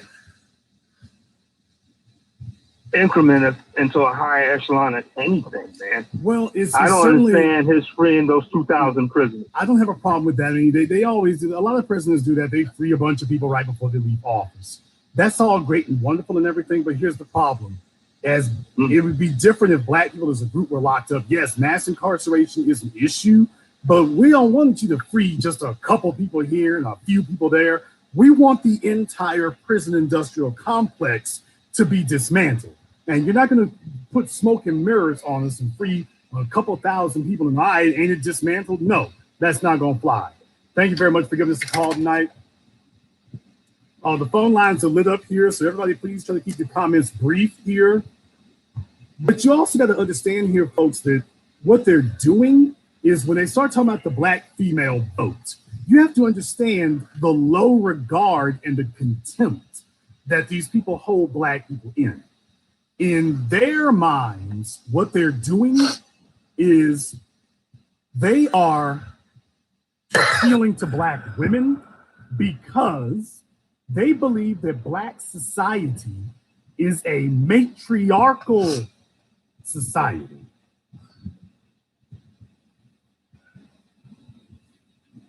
Did you hear me, Warren? They believe that black society is a matriarchal society. So that all they have to do is appeal to the women, and that it's going to be like a Meg Thee Stallion video. The women going to shake their asses and the men are just going to follow. So the reason they keep harping on the women are going to do this, the women going to do that, the women going, oh, Big Mama, Big Mama vote Democrat now. Y'all need to do all these newspapers and TV stations and cable networks and whatnot. Yeah, this is a cynical, just diabolical calculation on their part. But yeah, they truly do believe the issue is, black society is matriarchal. So if you can get the women to co-sign Kamala, the men will begrudgingly go along.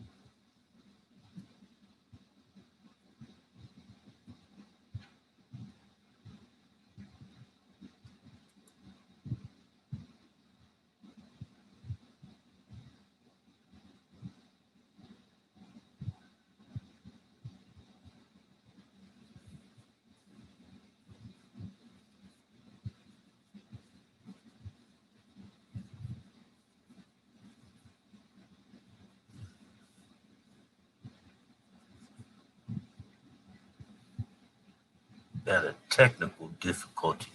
Hold on, he might be coming back. Hold on.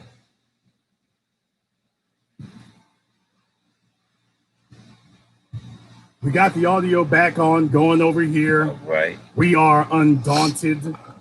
This is the Black Channel. Let's go ahead and take caller from area code 510. You're on live with the Black Channel.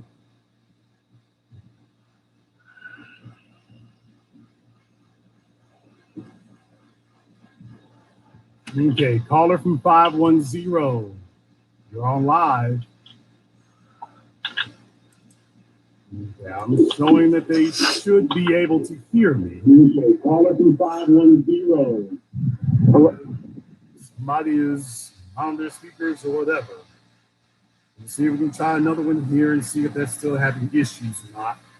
Let me get caller from area code 646. You're on live with the Black Channel.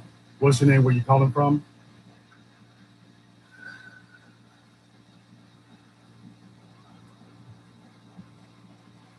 Okay, they may be having an issue here hearing me on Blog Talk, which is okay, because like I say, when we really get to roasting them on here and whatnot, they certainly don't like it when we do that, but you don't have to like it, but you're going to feel it one way or the other, which is perfectly fine by me.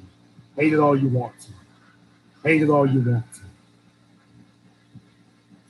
We're going to go ahead and see if we can try to get that straightened out here in the meantime. But when they come up to you talking about the black female vote, these are the folk right now. These are the same people worried about the black female vote. You're worried about black women.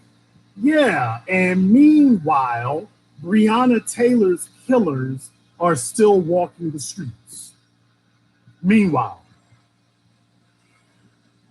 you care about black women so much that Breonna Taylor's killers are still walking the streets. But that's supposed to be the concern that you have for black people, for black women. Everything is so great and so well that black women are out here in the public and the system is set up to be able to murder them with impunity. With impunity. This is your idea of protecting black women. This is your idea of being interested in black women's interests. Supposedly. Supposedly. That's all I want you to keep in mind. If this is truly about, if they really cared about black women, why the hell are we out here in the streets having to march on that? Why are we out here having to march on that if that's really a goal? Let me try again. Caller from area code 646. They're telling me they can hear me on Blog Talk now. You're on live with the Black Channel. Hi, Jason. Anthony from Queens, New York. Anthony from Queens, what's on your mind? Yeah, so I had an interesting conversation with my mother earlier today. So, disclaimer alert, I'm a first-generation American. My mother is from Guyana. So she was excited that Kamala was named as VP to Biden. So I sat down and I explained it to her, and it became an argument that Kamala basically made her name in locking up black people in general. My mother had the audacity to turn around and say, black Americans they're used to getting locked up. That doesn't bother me. And I looked at her and I said, hey, those are our people. So I understand when Tariq, when Professor Black Truth, you go in on immigrant coons because they see themselves as different. I don't. I ride with you guys.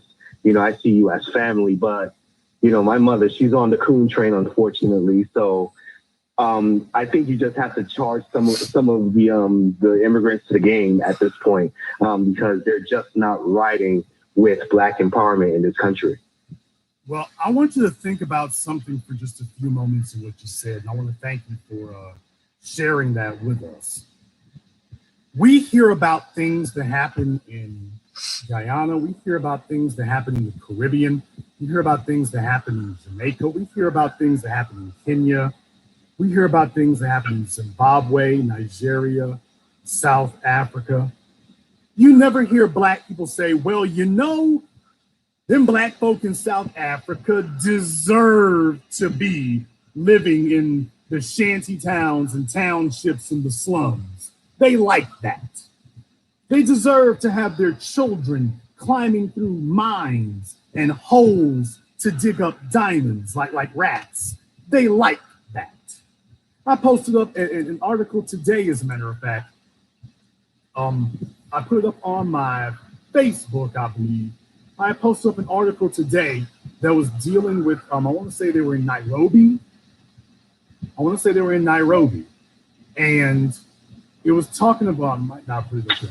Okay, there was an article I seen on Twitter, and I want to say it was a woman in Nairobi who goes to the landfill and gets out hair.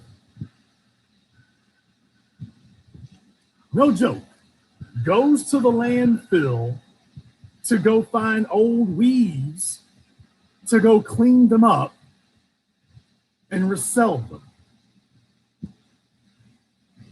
Seriously.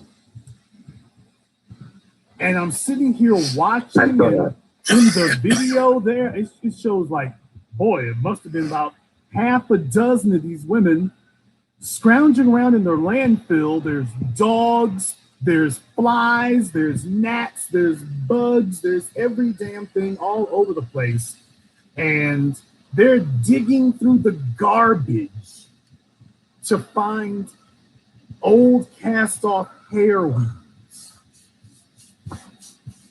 I would never think to open my mouth to look at somebody who looks like me, who lives on the mother continent. I would never think to open my mouth and say, they like that. That's a traitor.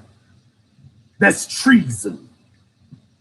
So look at another black person and say, they like being in a position where they are physically mistreated. Oh, they like that. They like that. I'm not even going to say anything about the fact that you chasing hair weaves that badly. I'm not even going to say about the fact they digging through the garbage. I'm going to say, I would never sit up and say, boy, I'm sure they like that. They like that kind of stuff. That's who they are. That's contempt. The problem with what your mother said is that's contempt. That's a white supremacist mindset. Your mother has a little white supremacist on her shoulder, and she agrees. That's the problem. But I would never take a look at my people around the world and say, oh, they like living that way. I'm trying to figure out how to get them out of it, how to tell them we need to do better than that. I'm not sitting up here saying, yeah, that's good for you. Yeah, they like being mistreated. They like being disenfranchised. They like being oppressed. They like that. I got a real big problem with somebody who would say something like that. But thank you very much for giving us a call tonight. Let me get the caller from area code 678. You're on live with the Black Channel. What's your name? Where are you calling from?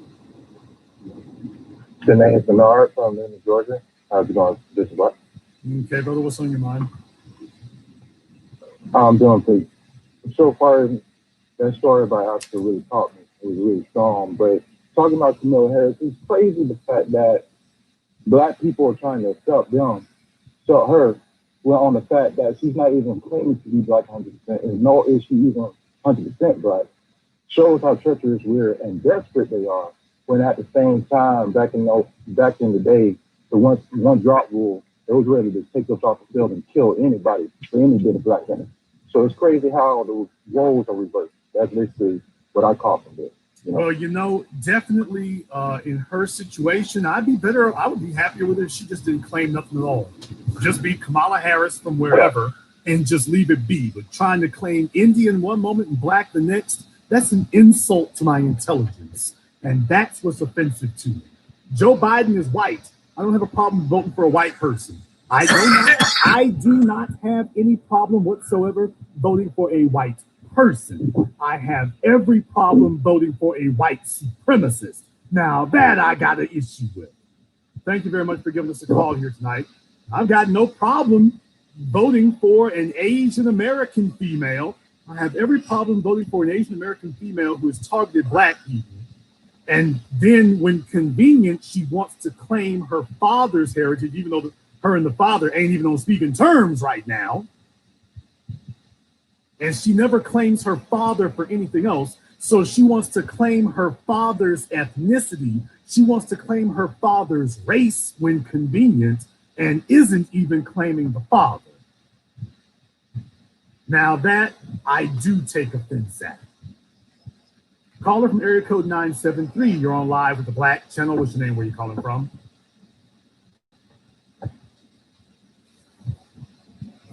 Caller from area code 973, last try, you're on live. Okay, they've been abducted.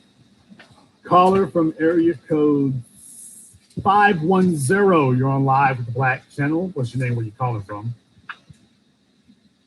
Good evening, Jason. This is Black Voltron from West Oakland, California. Black Voltron, what's on your mind? Well, what's on my mind is, this big, what would you call it, like this big celebration by these blue checks and house Negroes, having this big party like Kamala Harris is going to bring them some type of tangible benefits. And it's all BS, just for everybody's information. I mean, Kamala Harris was born in Oakland, Kaiser Hospital, but she wasn't raised in Oakland. She was raised in Berkeley, Montreal, Canada, and India. So, you can kill all that connection to Black people bullshit. It's all BS. And as far as Indians, it's the Indian culture here in the San Francisco Bay Area. Anybody who's from here truly understands that those Indians bring that caste system with them. And they truly hate Black folks here, foundational Black Americans. Case in point, they have a major stronghold now, a pretty big beachhead down in the Fremont, Milpitas area. That's the South Bay, south of Oakland. And they just, when you go down there, just even going down to the BART station, it's just like you can feel and hear the other contempt they have for Black folks. And, when going through Silicon Valley, if you work there, or even San Francisco, you can just watch their mannerisms, just watch how they act, see how bad they want to be Caucasian and white. I mean, it's like a kiss from white folks' ass to the nth degree.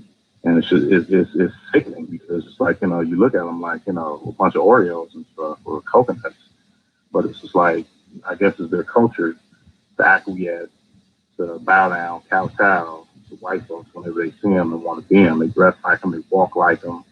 It's almost like they have no independent culture for themselves and stuff. So, the Kamala Harris trying to be Black routine missed me with that.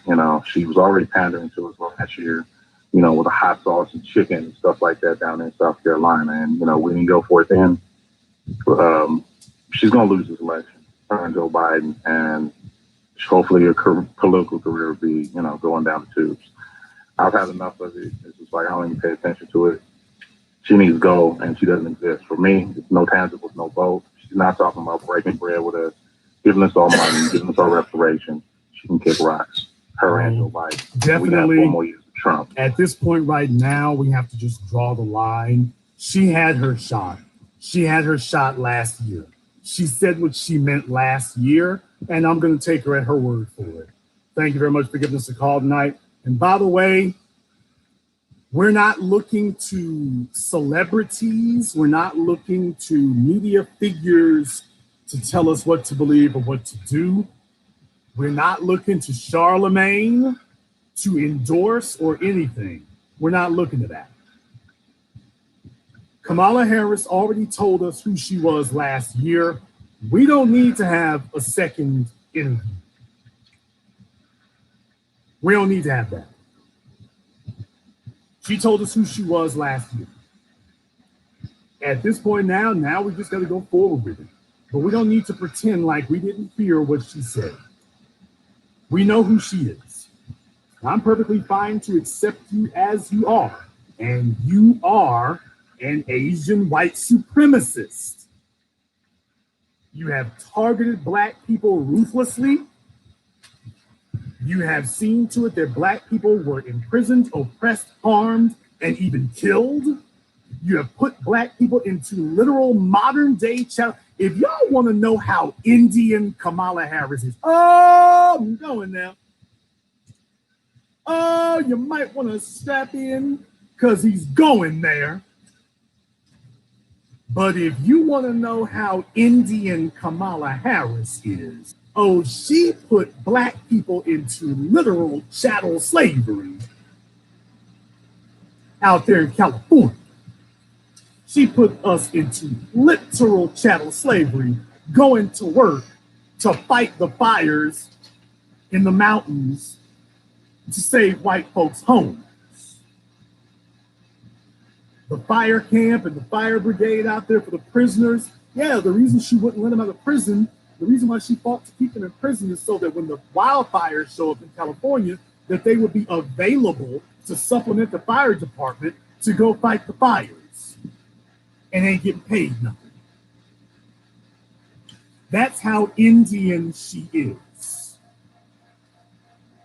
That's how Indian Kamala Harris is. She is so Indian that she came over here putting black folks into chattel slavery. That's how Indian she is. No, you all go look at that. If you haven't seen my video, Why Black People Don't Trust Kamala Harris, look it up on YouTube, over 153,000 views. Go see it for yourselves. She did that on purpose. She was letting you know, oh, I'm that type of Indian. You got to understand, people, see, you got to think in gang terms. Oh, I'm going to break it down. We're going to dissect this to the DNA, to the RNA. You got to understand when you're dealing with gang, and when that gang has a half-breed or somebody who isn't from the neighborhood. Now, you all know what happens when you got somebody who ain't from the neighborhood who wants to join the gang, right? You ain't from the block. Folks don't really fool with you like that, so what do they have to do? If you're somebody who isn't really full-blooded, isn't really fully vested, what does that person have to do? See, the folks who are born into it, they ain't got to really do that. They born into it. But you got to prove something. So who's more dangerous? The gang members, the longtime gang members, or the new one who's a gang wannabe that folks got doubts about? Who's more dangerous? The one who is easily welcomed into the gang, or the one who they see as an outsider and he's got to prove himself? You see, the one who feels like they're an outsider and you ain't really in, they're gonna do 3 times the amount of damage that the vested ones are gonna do to prove to the OGs that they should get their stripes. To prove it to the OGs, they gonna do everything. You take a look at this picture on your screen. Is this a proud black woman or is this an Indian wannabe? And then once she got into politics, what did she do? She showed them, oh, I'm down like 4 flats. I'm down like 4 flats. Y'all just don't like them niggas. I'm in a position to punish them. When I go back to India, I want to be able to brag about how many of you niggas I put in prison, how many of you I had working. We're going to sit around and have a big ass laugh over it. Oh, that's how Indian she is. Am I making this up? Am I lying about anything I'm saying? Did she not do this? Take a look on your screen. That's her with the red sash on for the folks who couldn't tell it was her. With the curly hair and the red sash, that's her. With the dot on her forehead, this isn't her as a teenager. That's not a teenager. This is her letting you know, going into my adult years, I'm about that life. I'm about that life.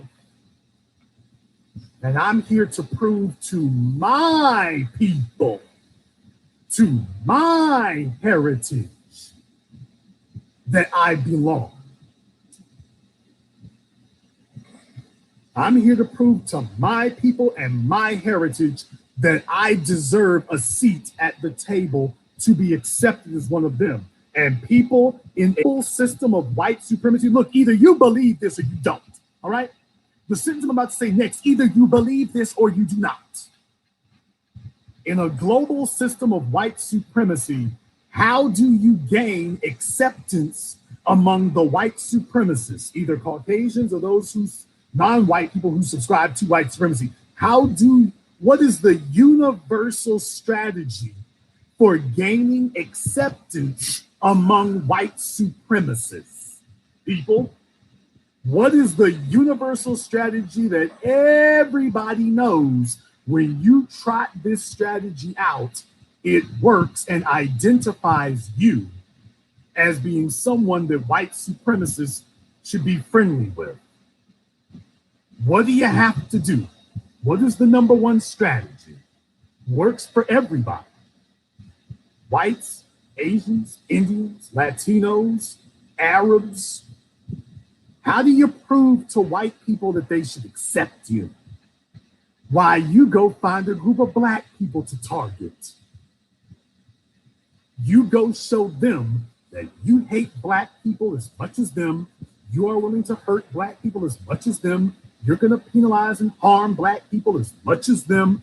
You show them that you harbor just as much white supremacist hatred of black people as they do, and that your daily routine is to mistreat, penalize, and harm black people, and that's your end.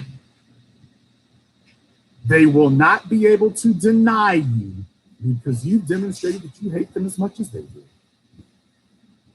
Now, either you all believe this or you don't. Either you believe that's a true statement or you don't. If you believe it's a true statement and you've been repeating it all this time, then you take a look at Kamala Harris's behavior. What was motivating that? What was motivating that was she was trying to get promoted to whiteness. So she did everything. I'm not black, I'm Asian, I've married a white single father. Open the damn door. Let me in. Let me in.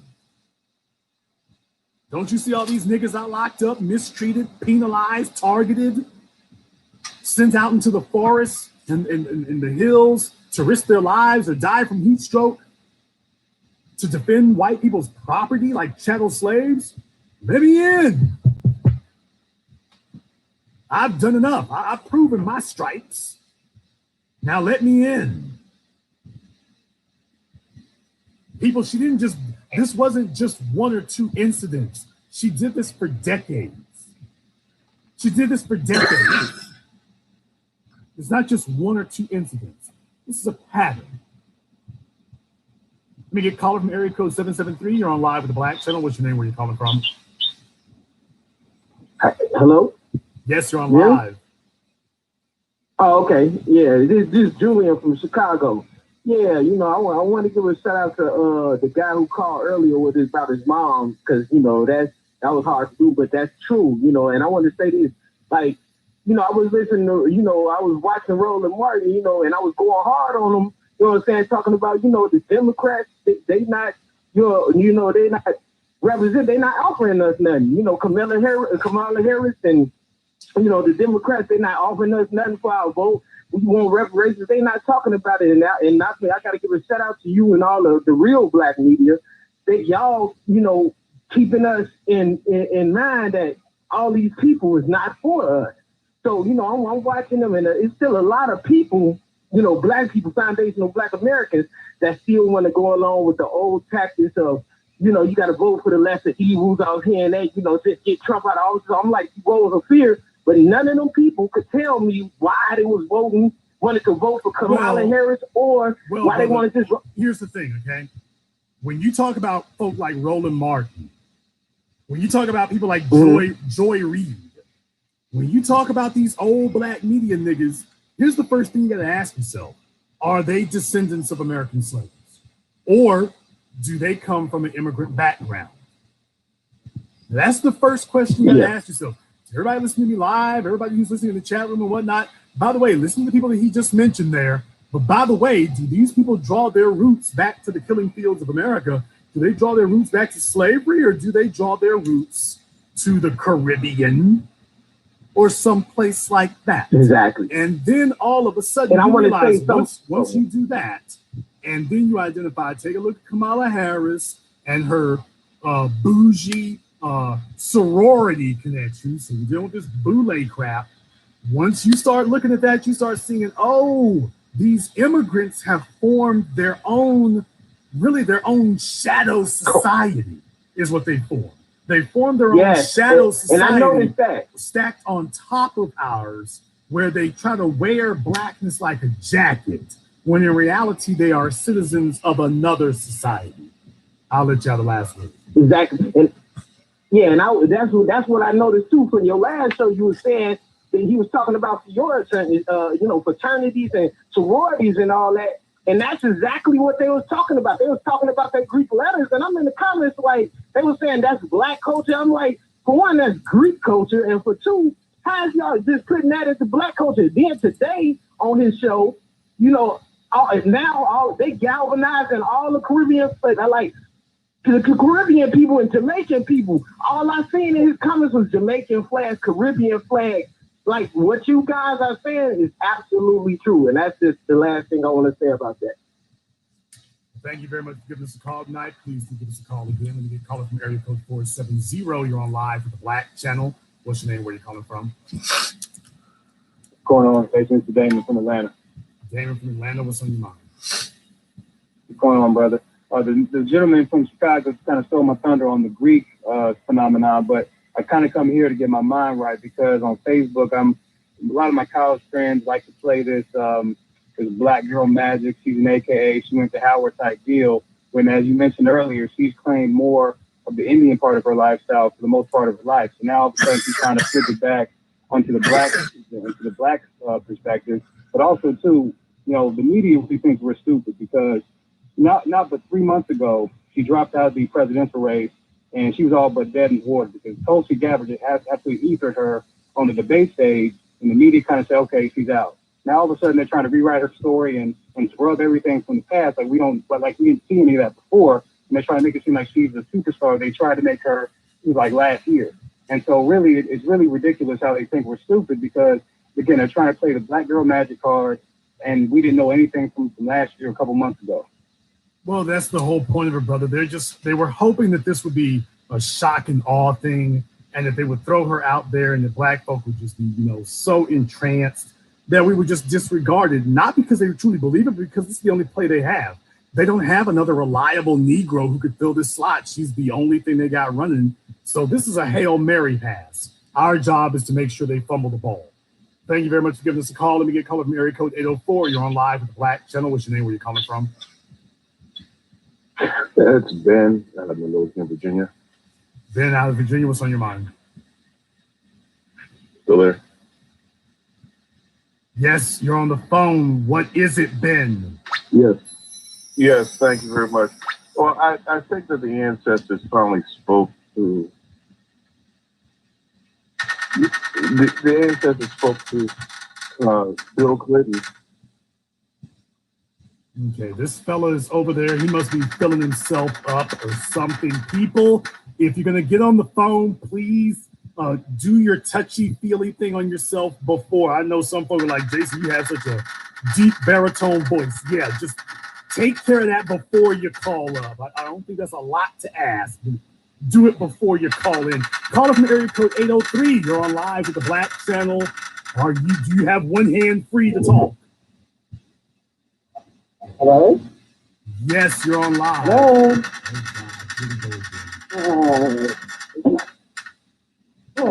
I just want to know. This nigga is 20 feet from the phone. He's trying to shout across the room as opposed to being in front of his phone. People, am I going to have to wrap up the phone lines early?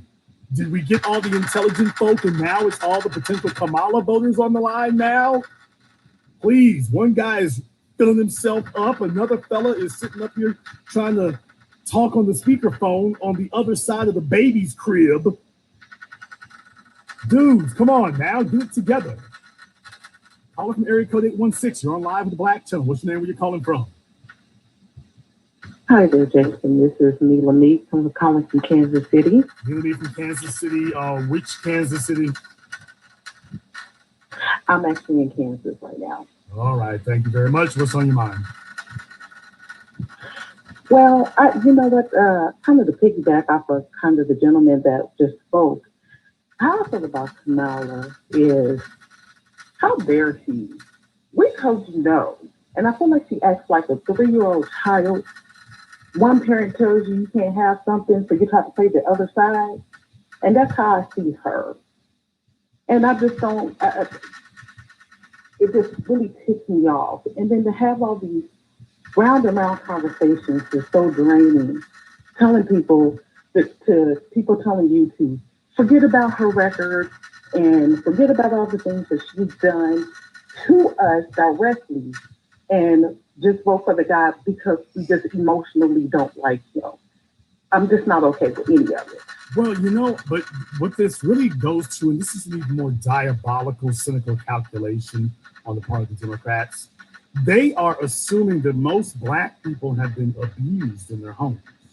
Because the only people who really accept something like this, I'm not joking, the only people who accept this type of pathology are people who've been abused.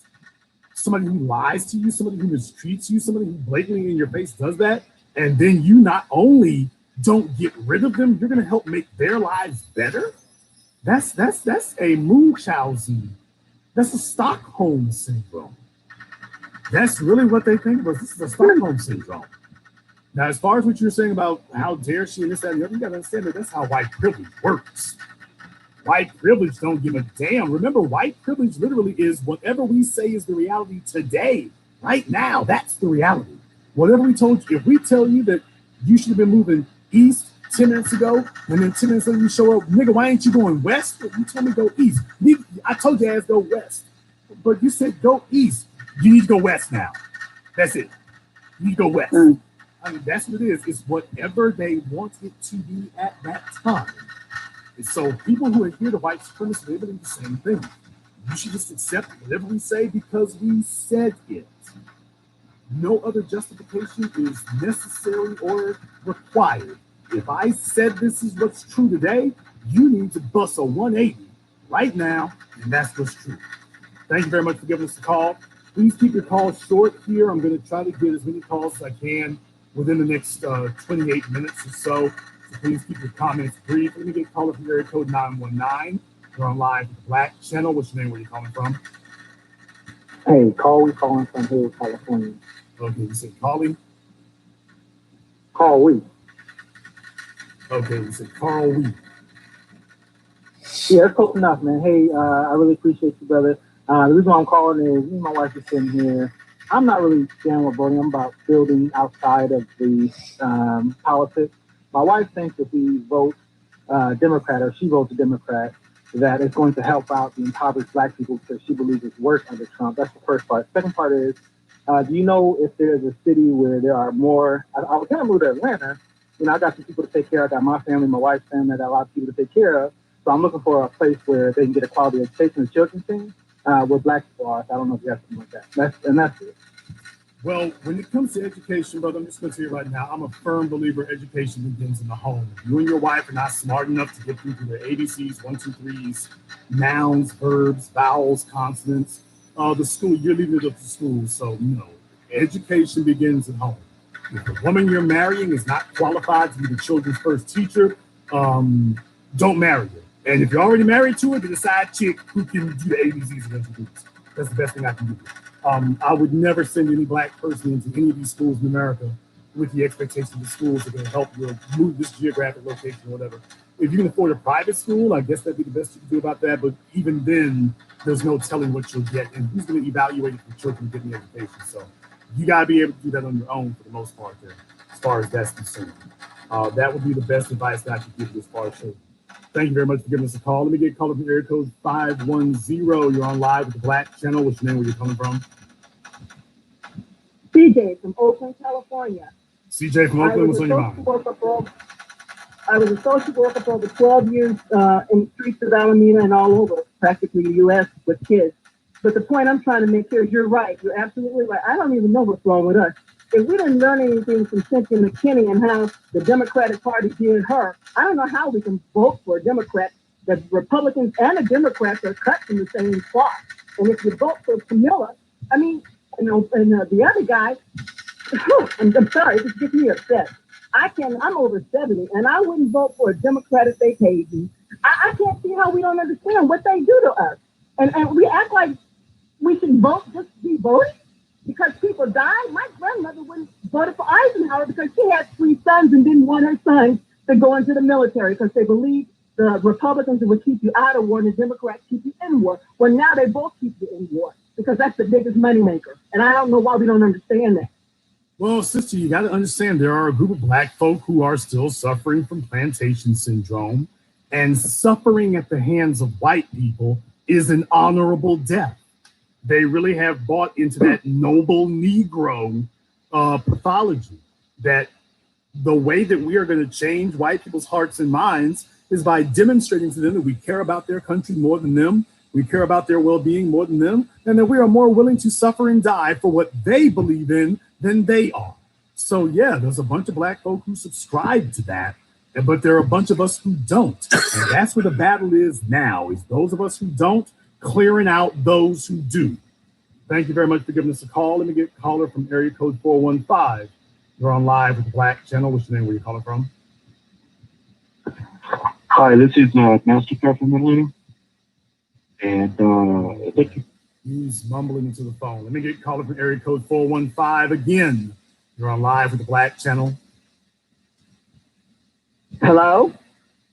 Yes. This is Denise in San Francisco. Denise in San Francisco. What's on your mind? I was going to say, I'm from the city that's supposed to be across the bay from Kamala Harris, and I'm so glad you're exposing her, how she's been using and abusing Black people.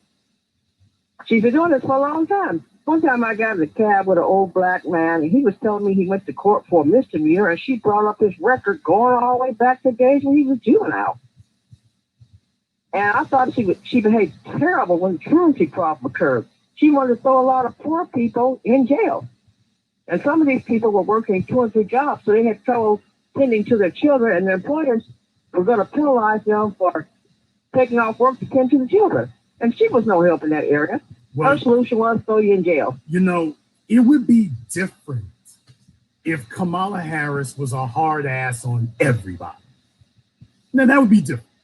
It would be different if Kamala Harris is the prosecuting attorney, man. If you break the law, that's your ass. If you're a child, if you're a parent, if you're a drug dealer, if you're a cop, if you're a politician, when Kamala Harris is on the case, she's a hard ass. She just goes after everybody. That would be different. But that wasn't what she did. That's right. If you were Black, she treated you far differently than she did white folk, and specifically far differently than she did police. Yes. She wasn't that hard ass that wanted to put Black folk in jail if your kids didn't show up for school. I'm not going to necessarily say that some folk don't need to have that happen, but she didn't bring that energy to the police. She didn't bring that energy to them. She didn't bring that energy to white offenders. That's right. Let's send the white offenders up into the mountains to go help fight wildfires for white folks' homes. She didn't bring that energy to them. She reserved that energy for us. So as far as I'm concerned, I would even be lenient enough to go ahead and let the first part go if she was even-handed. But no, the problem that we have is we notice your interactions with Black people are far different than your interactions with everybody else. When it comes to us, you have a particular contempt and disdain for us, and that's what we see. Thank you very much for giving us a call. Let me get a caller from area code 860. You're on live with the Black Channel. What's your name? Where you calling from? Okay, caller from 860 is Born a Rambling Man. Caller from area code 904. You're on live with the Black Channel. What's your name? Where you calling from? Hey, Jason, this is Nina Kyle calling out Duval County. All right, Mr. Tayel out of Duval County, what's on your mind? One thing that we don't talk about with Kamala Harris is the 13th, 14th, and 15th Amendment that Donald Trump talks about.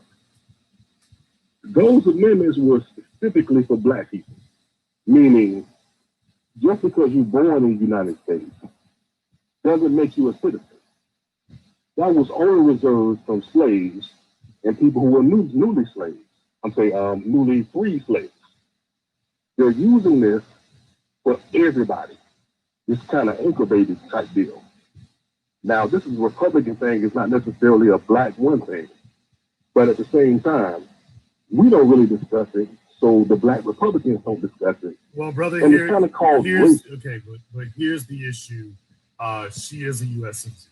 And according to the Constitution, no, she is a U.S. citizen. So I see some people banding this about. This is a basic, I don't know, I don't want to use the word ignorance unless I just have to, but I would just deem it a misunderstanding. No, that the 13, 14, 15 amendments, that's they do protect people like her. That's the real thing. Now, originally, here's the real issue. The real issue is, yes, those were intended to protect slaves, but let's be very, very clear. The folks who put that in the Constitution also wanted to make these were individuals who wanted to sabotage the very laws they were writing. For example, the 13th Amendment supposedly ended chattel slavery. 14th and 15th were supposed to protect your citizenship as Black people. However, the 13th Amendment supposedly ends chattel slavery, but has a loophole that allows them to continue it. What you're expressing is your frustration with the 14th and 15th Amendments doing the same thing. They claim to do one thing specifically for Black people, but there are loopholes in them that allow these individuals to finesse the law and massage it however they need to in order to sabotage the very law that they're putting into place so that they get to selectively enforce it, but in a way that maintains the status quo. And that's the whole point of it. These laws are put into place, and then they make sure there's a loophole that keeps things the way that they are. So I can understand some folks' frustration with it, but we need to understand that that's how they set these laws up, and we need to get more involved in making sure the law is uncompromising. Thank you very much for giving us a call. This is all the more reason why we have to have a Black first agenda. So that when we write laws, these laws are specifically for us and are not engineered in such a way that they go to benefit, quote, everyone. Because once you give them the ability to benefit everyone, that's the status quo. The status quo is we need a law that benefits everyone, including Black folk. And then you give them a law that benefits everyone except Black people, is what it ends up doing. They're like, oh, we can't get to y'all right now. We're taking care of everyone else. Can't get to you right now. We're busy seeing about everyone else. Caller from area code 415. You're on live with the Black Channel. What's your name? Where you calling from? This is Joseph from San Francisco, brother. Joseph from San Francisco. What's on your mind? Douglas Emhoff. Have you mentioned him? Douglas Emhoff. E-M-H-O-F-F. No, brother. Douglas Emhoff is Kamala's husband. Look him up. Yes, not hard to find. Yes, brother. We know. Find out about this politics. Brother, we know about him. Can you hurry up and get to your point? That's all. Peace. Okay. Folks, we don't need a basic civics class here. We really don't. Two numbers from the 415 out there in the Bay. The sister from the Bay was the only one who was in the 20th century. Everybody else is puttering along. We don't need trivia. We really don't. Come on. But they're smoking out there in the Bay. Caller from area code 469. You're on live with the Black Channel. What's your name? Where you calling from? This is Thomas calling from Dallas. Thomas from Dallas. What's on your mind? Yeah, man. I mean, I can't believe they did it again. It is so funny that they're not even trying anymore to try to put veils over our face. Kamala Harris is like this. I'm gonna explain it like this. She's Sarah Palin in blackface. That's exactly who she is. And they're gonna throw these inbred people at us. Obama was the same way. He was in blackface, a white guy in blackface, man. And we fell for it. But not this time. Not the new black media is out here teaching us what to do. They can't contain us anymore. They can't control us, our minds. They can't with this propaganda. So I thank you, man, for breaking down these walls, man. They don't know what to do anymore. Well, brother, I disagree with one thing you said there. You said that she's like Sarah Palin. I disagree with that. I do not think she's like Sarah Palin. I think she's far worse than Sarah Palin because Sarah Palin had not lost before she was nominated for vice president. Sarah Palin didn't already have a record. Sarah Palin highly galvanized the base. It wasn't enough to help them win, but Sarah Palin had a large upside. Kamala Harris neither galvanized the base. If she did at the beginning, she squandered it and she lost. So Sarah Palin was actually much better in that Sarah got to the vice presidency nomination and hadn't lost yet. Kamala's already a one-time loser. And you grab somebody who already got beat once and trotting them out as if, okay, but people will be excited about her now. And what this really shows is a complete tone deafness where Black people are concerned. This is just completely tone deaf as far as they're concerned. So if Black folk ain't really hot on her, who is she really intended to galvanize? All the self-hating Blacks, all the minorities who don't like Black people. She's here to galvanize the non-white vote and become the non-white spokesperson for Black people. Thank you very much for giving us a call tonight. Let me get a caller from area code 323. You're on live with Black Channel. What's your name? Where you calling from? Hey, how you doing? Brother Jason, this is Brother Elijah calling from New York. How you doing, sir? What's on your mind, brother? I need some education from you. I've been Professor Truth expanded on this.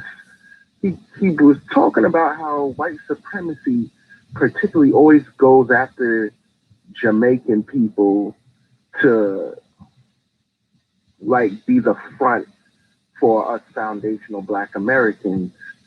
All right. And I always wondered, why do they always do that? That's number one. And two, I watched the State of the Union with you, Brother Tariq, and Professor Truth. And you were the one who specifically predicted this, that if white supremacists had it their way, they would choose Kamala Harris over Cory Booker. Okay, and we ousted her, but what happened? Why did they bring her back? Because they understand. Like I don't know if they understand. Joe Biden submitted he conceded the race. It's over now. Grabbing Kamala Harris is proof that Joe Biden has a race problem. All this stuff that the media was telling you about Joe Biden is good with Black folk and Black folk love Joe Biden. It's all lying. The media lies and lies and lies up until the very last minute. Then they concede the truth. All hell's breaking loose. So what they did was they are now conceding Joe Biden has a race problem. Black folk ain't cool on him. And we need somebody to anchor to him, not because she has geographic support. Remember, Kamala Harris couldn't even carry California to get herself the presidential nomination. So they grabbed her in the hopes that she can help him get some Black support. Well, why her if she's already been beaten? Like I explained here before, the problem is they don't have another one. They just have a bunch of bad choices. They don't have any good ones. Right now, it's just a slate of bad choices. Who are you? I mentioned this on my previous broadcast earlier this week. Who are they going to get? Karen Bass? Nobody knows her. Who are you going to get? Keisha Bottoms? Her presidential aspirations, the vice presidential aspirations went up in smoke when her city did. Who are you going to grab? Condoleezza Rice, Susan Rice, Rice-A-Roni, Uncle Ben's Rice? Doesn't matter. All these Rices, they're not going anywhere. Michelle Obama. Yes, Michelle Obama does not want to come out and have to publicly defend her husband's record in light of the new Black media getting Black folk on code. All the Black folk now recognize that Trump's in office because of her husband. She doesn't want to have to come out here and relitigate Obama's 8 years in office. So the bottom line is this was it, brother. They're going with her because they don't have a better option. They wish they did, but they don't. They're sucking with the black vote. They're hurting with the black vote. They need somebody who will toe the line, and she's really the only horse they got, even if it's a U-shaped nag. Thank you very much for giving us a call tonight. Let me get caller Miracle 510. You're on live with the Black Channel. What's your name? Where you calling from? Hello. Yes, you're on live. Hello. Yeah, I'm one of those brothers that going against the grain here. What is your name and where are you calling from? My name is Timothy, and I'm calling from Omaha, but I'm from California, from Oakland. I'm going against the grain here. Are you a Kamala supporter? Yes, if I got to pick her over Trump. Trump is over Trump. Yeah. Trump got issues. He don't like black people. Based on the beginning of this phone call, I find that very easy to believe based just on how this phone call started out. I pretty much could have guessed that. But go ahead. What's your point? Well, there's a lot of points. First of all, the thing you said about Kamala Harris using all the inmates. They've been using inmates for fight fires since the 50s and 60s. And one thing that you didn't mention, they volunteer. They do not force those guys. They pick the ones that are volunteer. No, brother, I know what I'm talking about. They don't.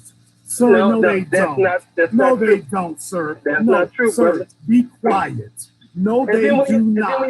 Mona Lachey was on this program several times. She's been to prison, was out there on the damn fire camps. You talking about they volunteer for it. The hell they do. They promise to take time off or to give you better treatment. That's not volunteering. That's being pressed in the damn new servitude. No. And furthermore, that's not the way it works either. You're not talking about what You're not talking about what will happen if you don't go. You're not talking about that. So just stop it. Stop it. Brother, my ex was a lieutenant out there, brother. So that's not Sir, correct. I'm talking about the folk who are in it. I'm reparations. talking about the folk who are in it. You're not going to sit here on this phone and lie to people like we all don't know what the hell's going on. Stop that nonsense. And no, it's not nonsense. This is a Kamala Harris. I want you all to understand. This is a Kamala Harris supporter. This is the type of person you have to be. In order to be a Kamala Harris supporter, this is the type of person that you have to be. This is how intellectually dishonest you have to be to support her. So is Trump going to do all this for us? No, he's not. Well, the reparations, Trump is not going to give you reparations. Okay, and then but you say, well, neither is she. But neither is she. But what about, okay, well, let's say she's not. But what about all the other stuff? You know, we got the protests and stuff. Trump getting rid of the decrees. What about Trump is supporting all his police officers, giving them more money? What is Kamala Harris doing to support the protesters? You're talking about Trump. What is she doing for the protesters? She fights for black people. I watch her. Simple question. What is she doing? She's a United States senator. What is she? You don't like Trump about the protesters? Fine. What is the woman you want to vote for doing for the protesters? First of all, she's defending the police department. They're going to defund the police department. They're putting legislation where the police have to be accountable. They can't. She's not defunding anything. They are. No, she's not defunding anything. What you talking about? You're lying. What is she defunding? The police department. They're trying to defund the police departments across America, Kamala Harris, the whole United States. When has Kamala Harris said that she supports defunding police departments? When? Yeah, I've seen her say it. When? I said when. Things like, I said when. I said when. I watch things like C-SPAN. Do you watch things like C-SPAN? Sir, I just said answered it on C-SPAN. When? On C-SPAN. I said when. When did this happen? Some weeks back. Some weeks back. Who was she talking to? Who was she talking to when she said that? They were talking in the Senate. They were her, Cory Bookie, and a few others. Did you say Cory? Everybody knows. Did you say Cory Bookie? It sounded like you just said Cory Bookie. No, I didn't say Cory Bookie. Like Cory Booker. But Trump is ending things like welfare programs.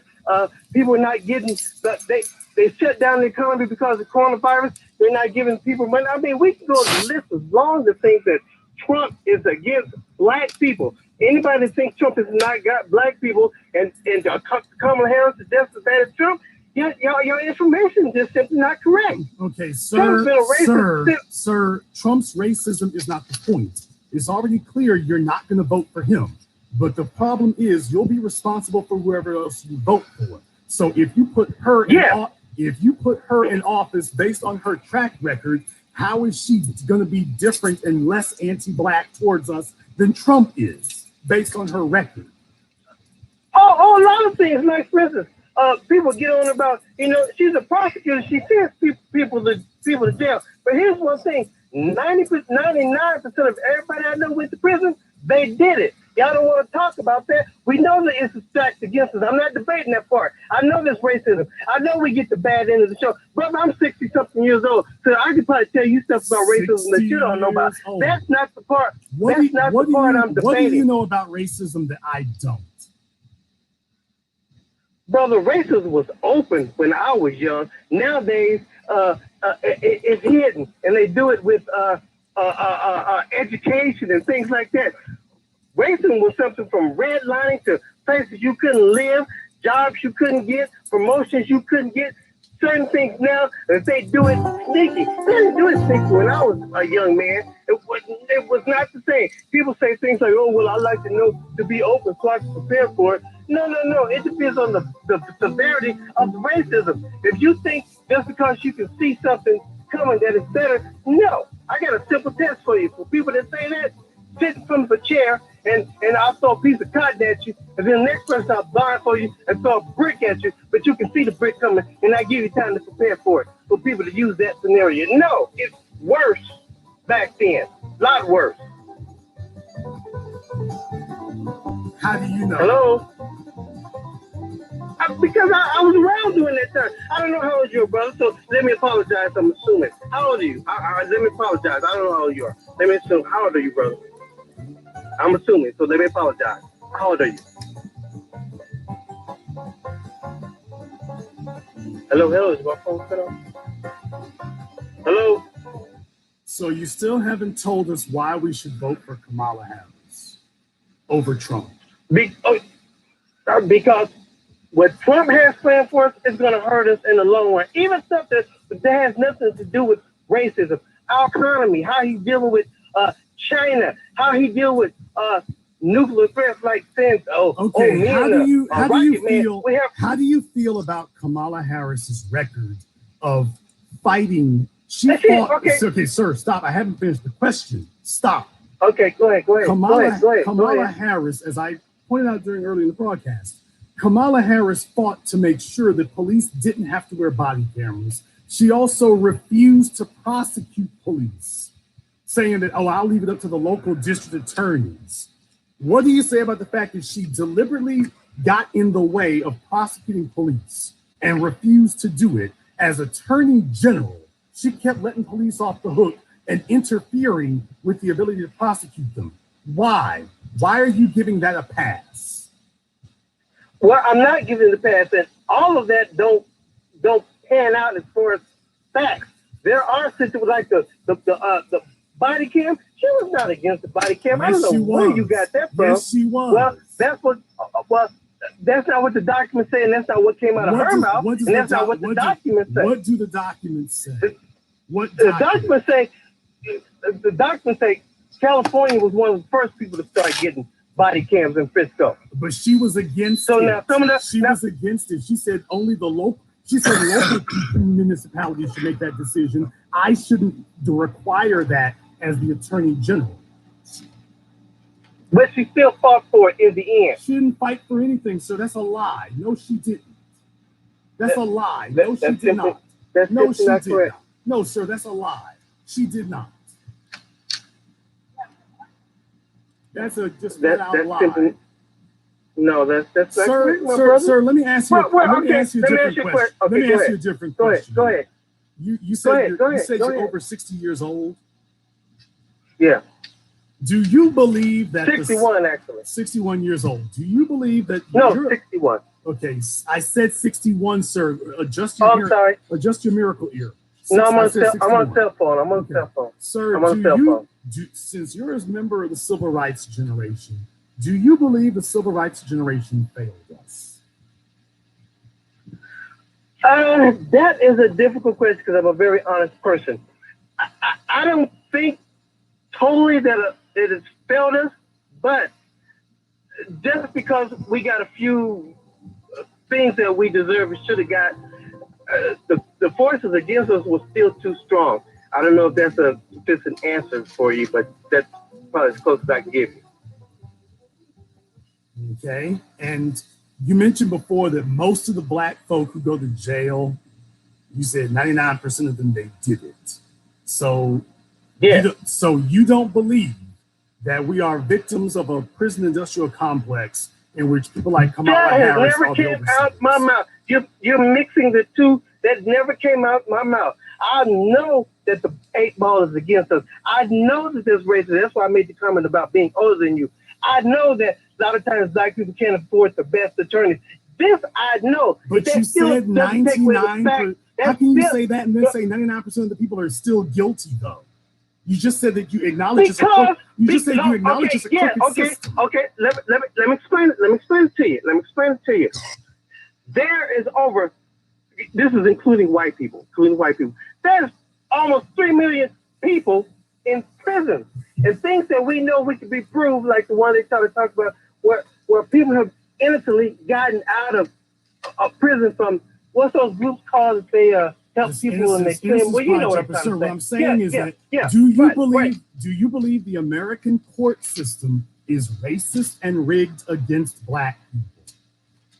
Absolutely. You'd be a fucking idiot to say no. Absolutely. Okay, then you're mixing apples with oranges. But sir, how can you say that and then turn around and say, but 99% of the people who go into that crooked racist system are guilty? How can you say that?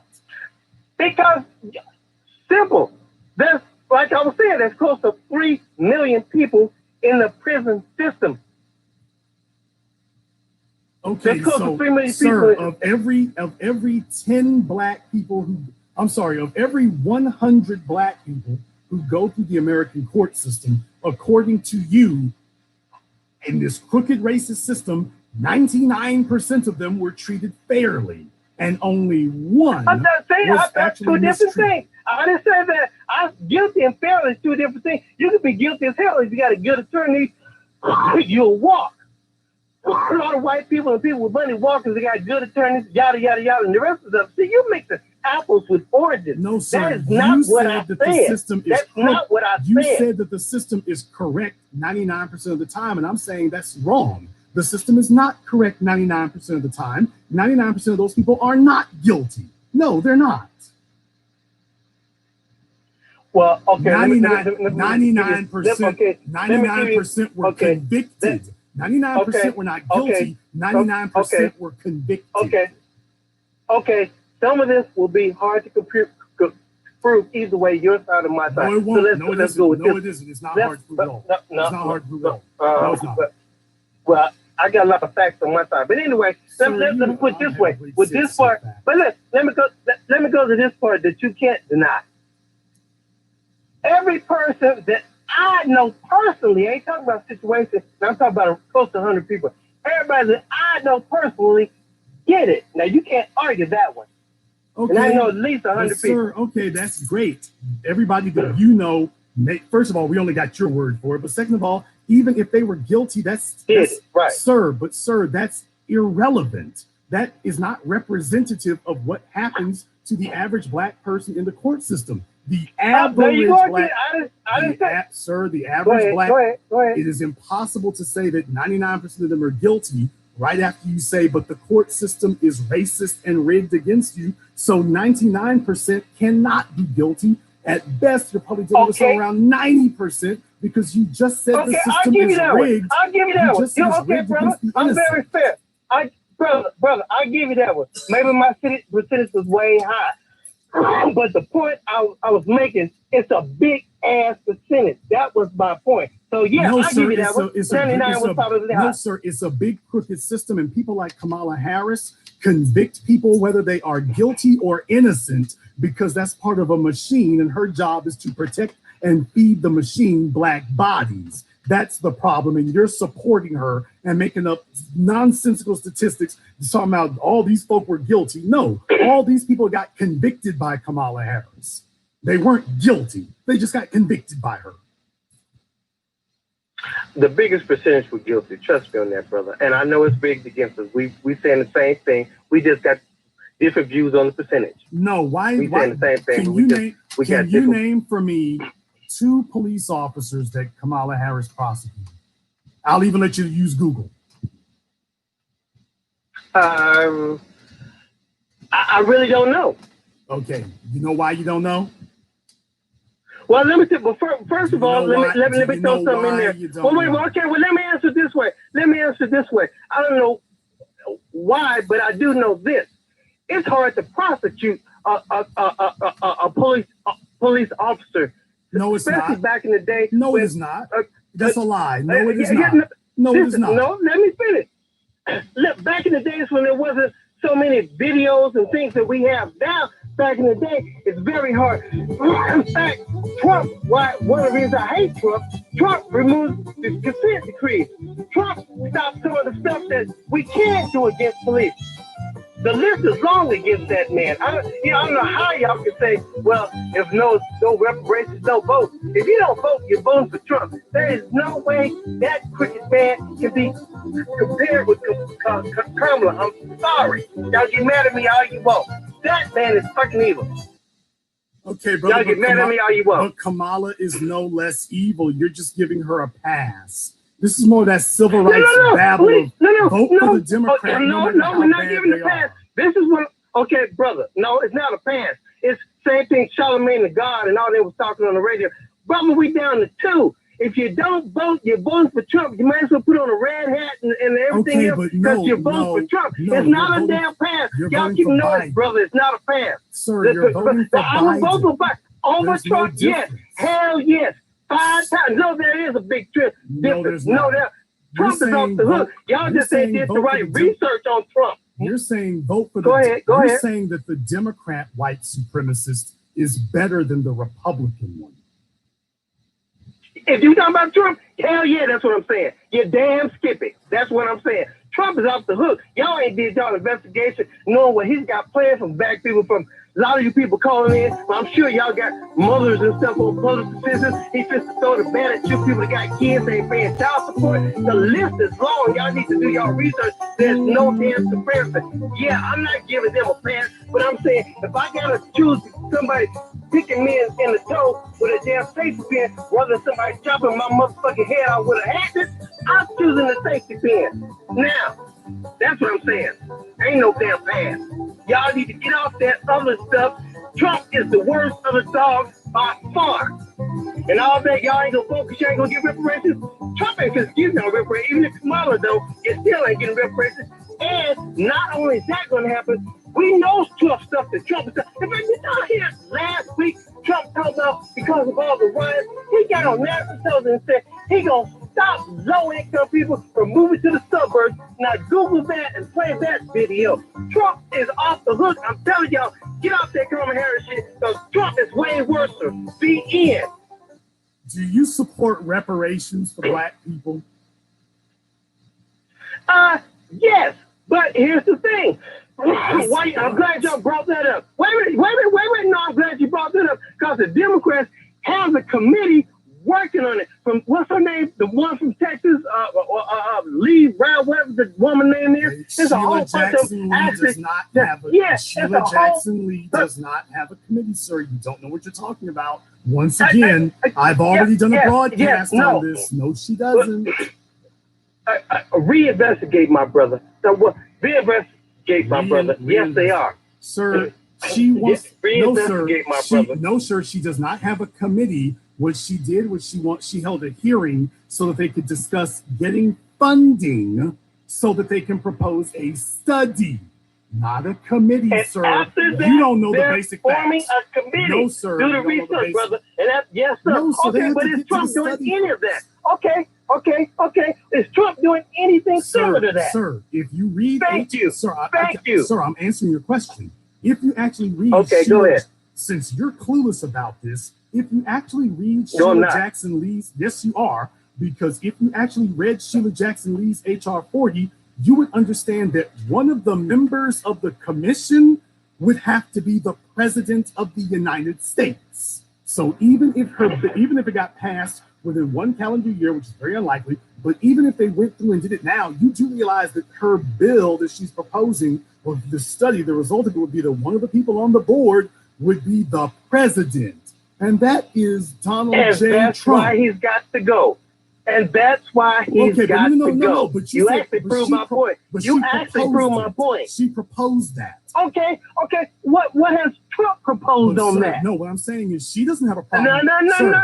She trusts Trump with reparations. She put it in her bill that he can be on the board. Not. Then why did she put it in the bill that he's on the board? Why did she do that? The Black Caucus don't trust Trump to spit on his ass. That is so false. Then why does the bill? Then why does the bill say the president? Why did she put the president on it in her bill? Because he has the last say so. Don't you know how this works? But still, you didn't answer my question. But you didn't answer my question. I answered yours. Now you didn't answer my question. What is Trump doing for that? I'm listening. The same thing the Democrats are. He's just honest enough not to pretend he's actually going to do anything. You're fooled, bro. And you've been fooled. If you believe that, you're naive, brother. Trump hates black people. And I can prove that. Trump hates black people. And so do the Democrats, and I can prove that. Well, you can't prove that sit here and say the Democrats have the power to do what Trump can do. Can you prove that? If you put them in the difference is Trump has the power to do what he wants to do that the other ones don't. Okay, so that's the big difference. Okay, why does he have the power, quote, to do what he wants to do? Why does he have that power?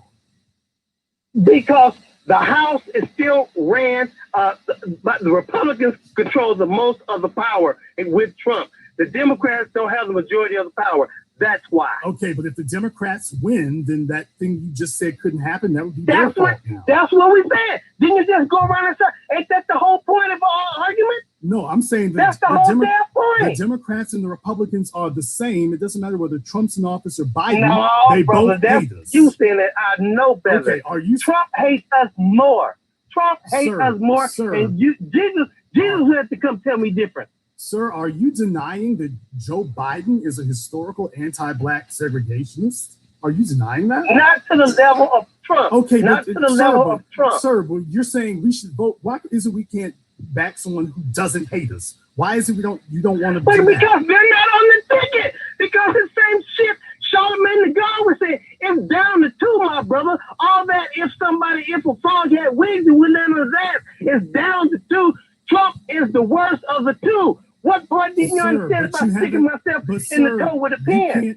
You can't name a single. No, brother. You can't name a single anti-black policy that Joe Biden doesn't agree with Trump on. You can't name a one, brother. Name one anti-black. Name one really anti-black policy that Trump and Biden are not in agreement on. Name one. Okay, I just gave you the biggest one that's on the table right now. He's bagging all the police. Now, I've heard him say this out of my own mouth. And you can't tell me this. He's bagging the police. And Joe Biden just said, by the way, you all can Google this. Joe Biden just said he wants more police. But listen. Here's the difference is what you're not getting. Joe Biden is for the police with guidelines. Trump is for the police with no guidelines. Joe Biden wrote brother, the your information is wrong. Bill. Joe Biden wrote Listen, brother, let me tell you. I understand. Let me tell you about the crime bill. The crime bill, you always have to give in the context of the situation. Crack was off the motherfucking hook at that time. White people and black people. It's why he wrote the crime bill. But still, y'all don't want to address the issue. I'm 60. I ain't never been to motherfucking prison. I don't do drugs. I ain't never sold drugs. So a lot of the shit, you got to take responsibility. Like I said, I know the deck is stacked against us. I know it better than you. I'm 60. I know when racism was open. So go somewhere with that crap, y'all. Trump is the worst dog in the fight.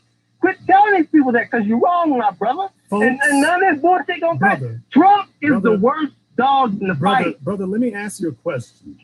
Have you ever gotten a bank loan? Yes. Okay, what was your bank loan for? It was for a Mercedes, which I done grown up now. I wouldn't spend money on shit like that no more. I've grown up. Have you ever had anybody who owed you money? Having everybody on the planet? No, sir. No, I mean a significant, like over $1,000. Having everybody on the planet? No, sir. Everybody hasn't. I'm asking you. Have you ever had somebody who owed you more than $1,000? Yes. Okay. Was it someone you were related to? Some were related to, some were just friends. Okay. Ex-business partners. I was owing people $1,000. Okay, because you just named more than one person. So you're saying you was making it rain for all these people. Are you sure? Brother, I'm 60. We're talking about over a period of over 60 years, brother. Okay. Yeah, I'm sure. How many of them did not pay you back? All of them paid me back. Everybody who you loan money to paid you back. Yeah, most of them, because if they weren't close friends or family, they wouldn't get it in the first damn place. Okay. If all of those people paid you back, then what would you have done if they didn't? I have no clue. That was a long time ago. Depends on my state of mind. There was a time when I had a temper. There was a whole bunch. There was a time when I was in church where I probably would have let it slip. I'd have been to one extreme to the other. I'd have been to kick your ass for saying hello, and I've been to church where you probably could have spit on my face. You might have. Brothers and sisters, understand something. This guy on the phone perfectly illustrates better than I ever could why it is that the civil rights generation were failures, why they led us into financial calamity, and we're happy for the privilege. Happy for it. Now, if you're listening to my program right now, you can take a look on your screen. This civil rights fossil sat here and told you all, Joe Biden don't support the police like that. Hello? And I'm sitting here your thing showing cuts in and out. So, brother, your thing cut in and out. I didn't hear the last two words. Something going in. It cut in and out. Brother, do us a favor, okay? Yeah. Do us a favor. Go ahead. Please show up. Yes. Please show up at the polls on November 8th, okay? Oh, yes. Oh, yes. No, November 8th. Absolutely. No, don't show up early, November 8th. Okay. Not early. I can't keep.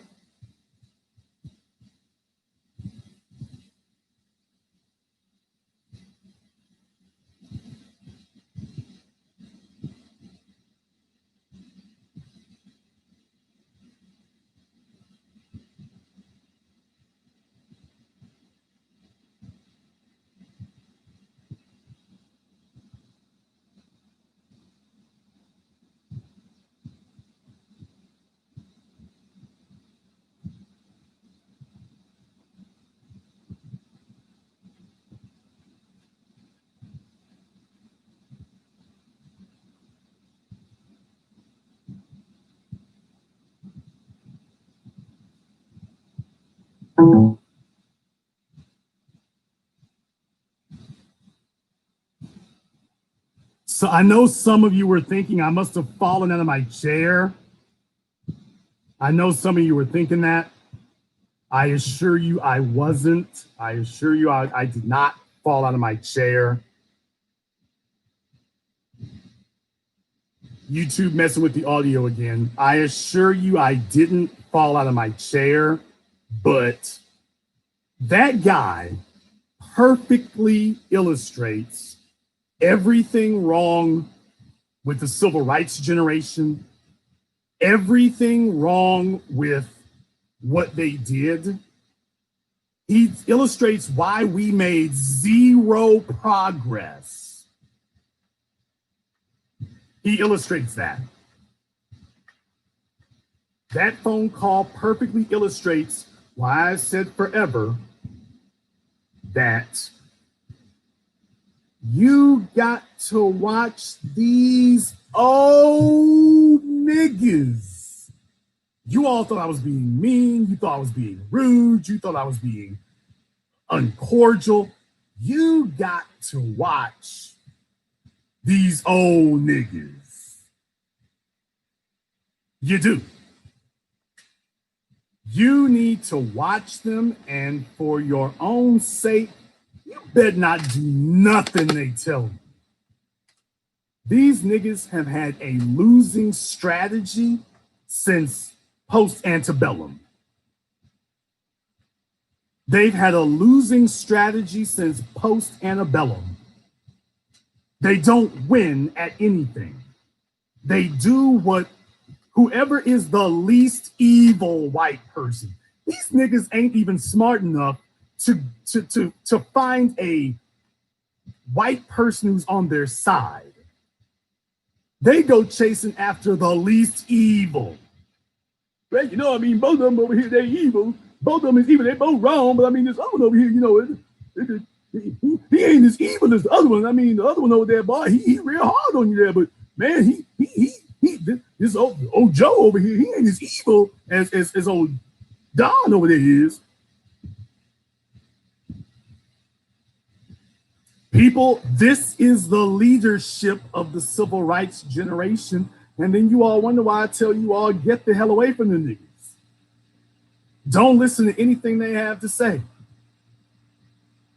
He literally sat here and told you, another thing was, by the way, the civil rights generation, can we just be honest? A lot of them niggas are just like your immigrants. They're as anti-black as your immigrants. They look at the current generation and they start making apologies. They start making apologies and start mimicking the phrases of the white supremacists. Did you notice that from him? 99% of the folk who, let me tell you, brother, the truth is 99% of the folk who in jail, they did it. 99% of them did it. Now, people, if that had been Tim Wise on my phone talking like that, what would you have thought?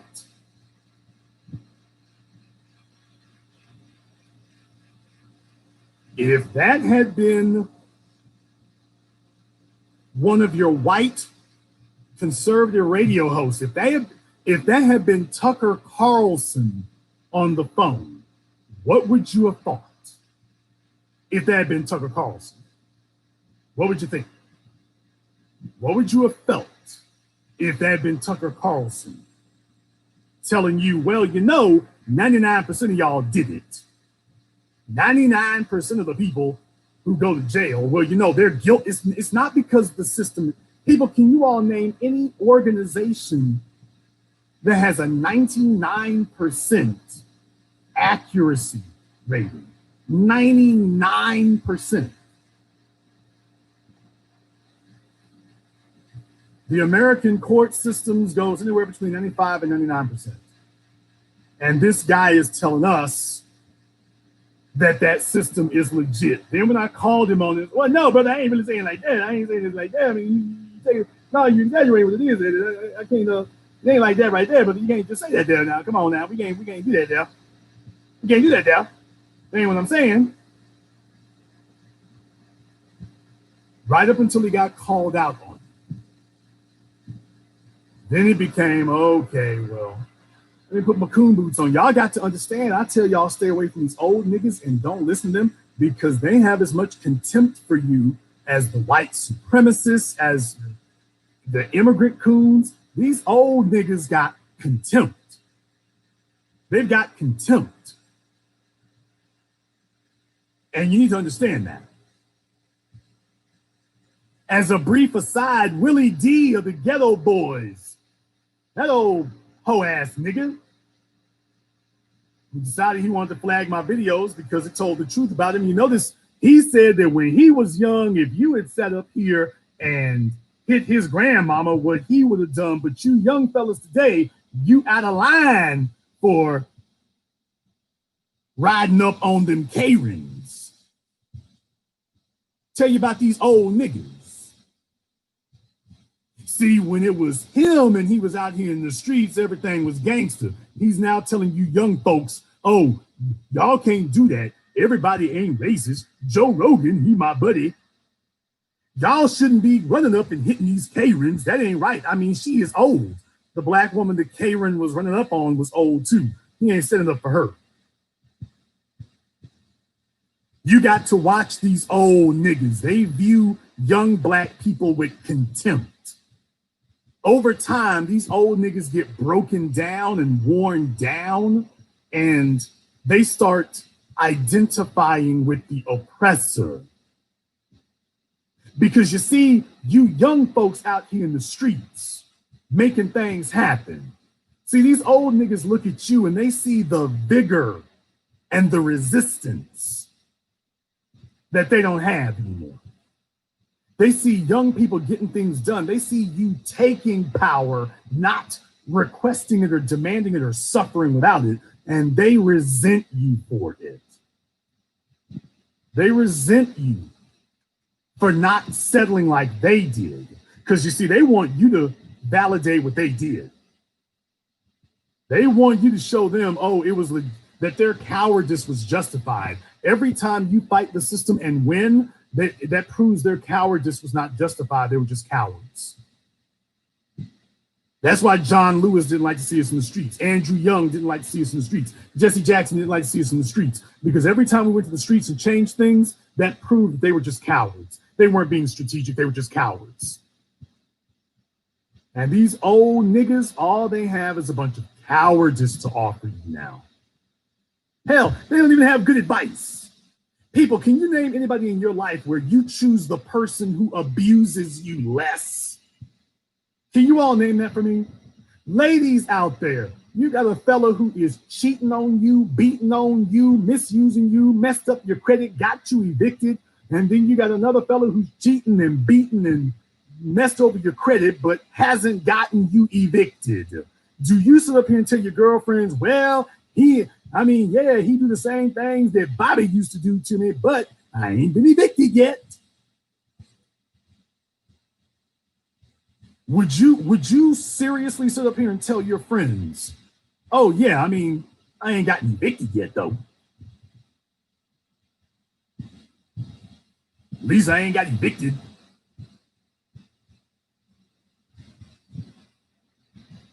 So you see, in your personal lives, you're smart enough not to choose the lesser of two evils. You're like, no, I'm going to have a good man or none at all.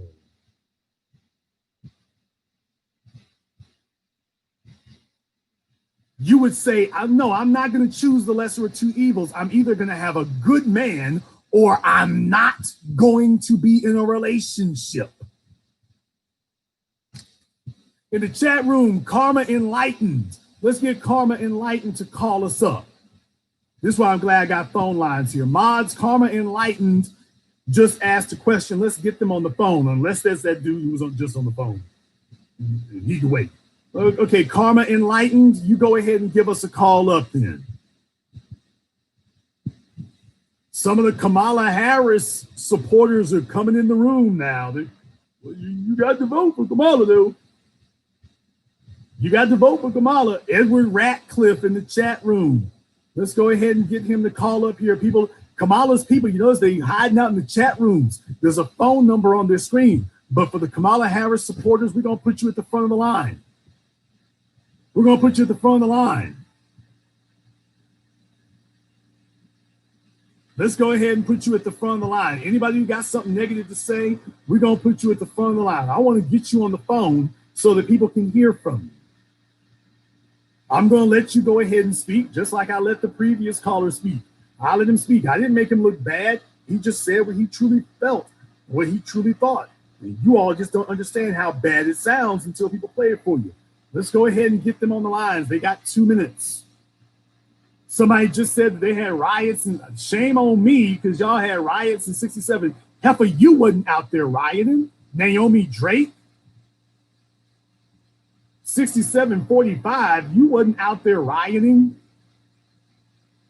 Get Naomi Drake. Let's go ahead and get you on the line. I want to see, I'm going to look for, I need proof of your resume. I need proof of your resume. Let's get you on the line.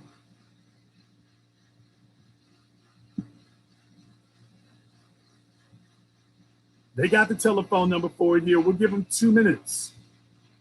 Naomi, Drake, and all the rest of these folk here. If I called your names, you got 2 minutes. If you don't answer in 2 minutes, you'll be banned. If you're going to be a Kamala Harris supporter, don't hide in the chat room. At least be like the buck dancing caller. At least have the guts to call in and articulate it and say it out loud. Don't sit up here hiding in the chat rooms.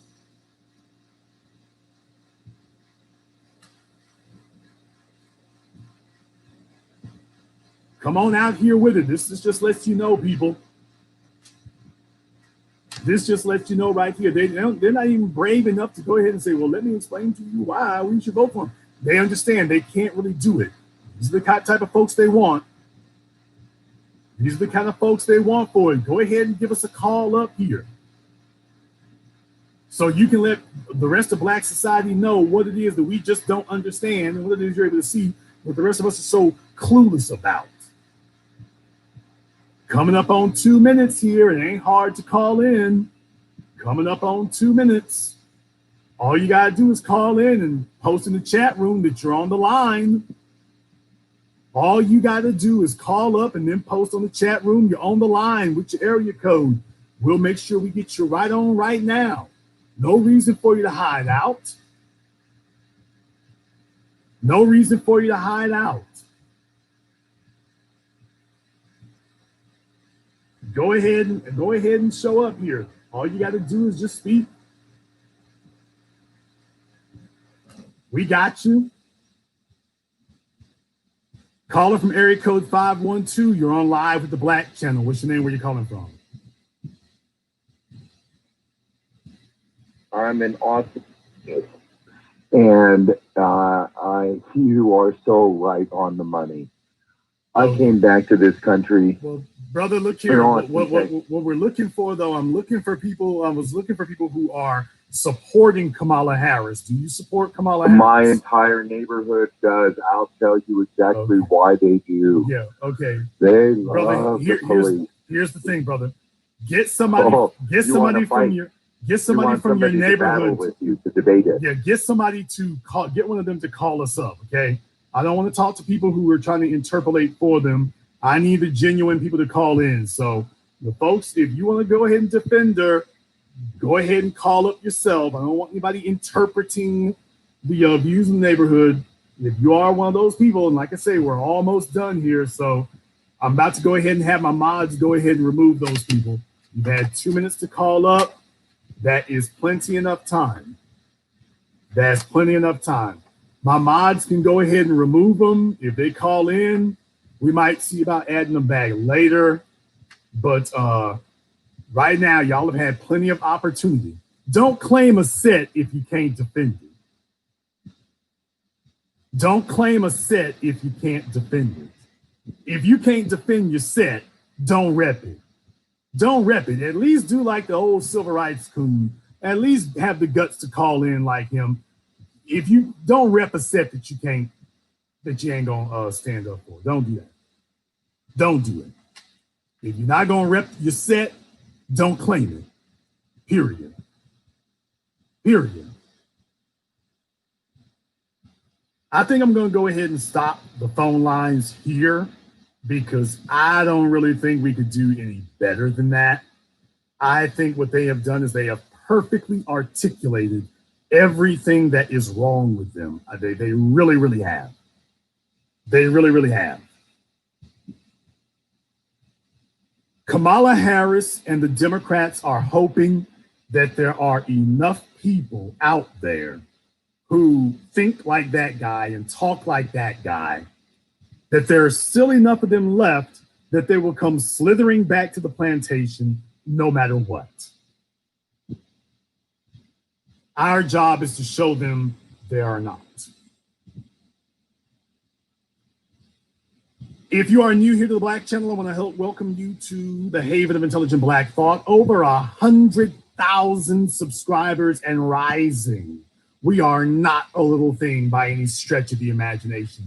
If you haven't clicked that red subscribe button, you need to go ahead and do that now. Click that yellow notification bell so you can stay up to date with what we do. YouTube does have us under a shadow ban, but everybody who's listening in, no matter how you find us, make sure you click that red subscribe button so that we can show people our numbers are growing. You are not alone. We speak for the soil. If you have not seen our documentary work, 7 a.m., Gentrified, Ethnic Cleansing American Style, our newest documentary, Race War, all available on sale on Amazon, available for streaming, available on DVD, and available now.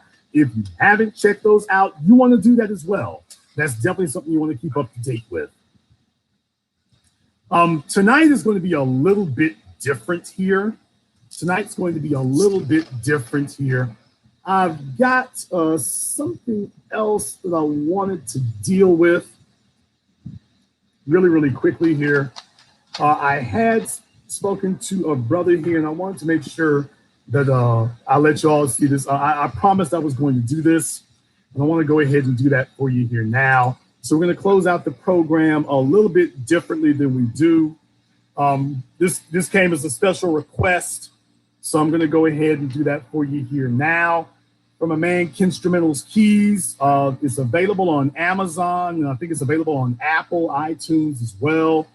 This dedication goes out to the civil rights generation, the previous caller, everybody who's supporting Kamala Harris. We got a little something that we wanted to dedicate to you from a man, Kinstrumental's Keys. Go ahead and check it out. Look at the coons. Oh, for you niggas in the 70s with your aquarium boots who was chasing white women and cocaine. Little something for you.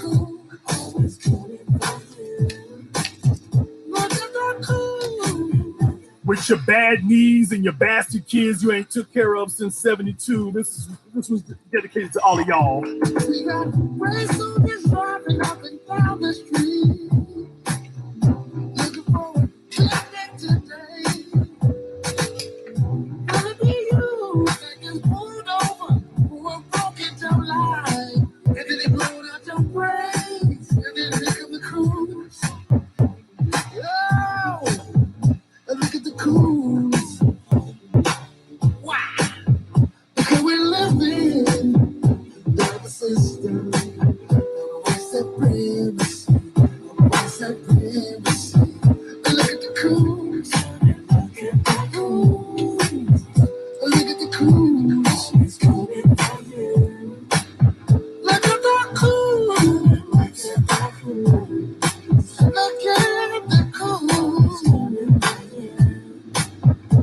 We got buckets and samples with the top down to shoes. Dancing for the old biscuit brigade. Skinning and grinning, thinking they're winning, breaking out the banjo. They ain't got no shame, they look at the coons. Ooh, and look at the coons. Why? Because we're living under the system. What's that premise? What's that premise? And look at the coons. Dedicated to all the senior citizen geriatric Kamala Harris voters who say 99% of us did it. If you're in jail, it's not because you're black, it's because you're guilty. This is directed to you. Because the cool train is coming, it's never late. You gotta watch your back, watch the people you bring around. Because they'll throw them on TV, put a camera in their face. As long as they say that it's not about race, it's gonna be cool. This is dedicated to Willie D. Look at the cool. Willie D and his best friend Joe Rogan. This is a shout out to you. Roll that back.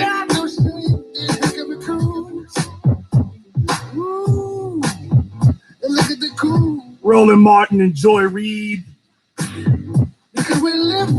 Number one with a bullet.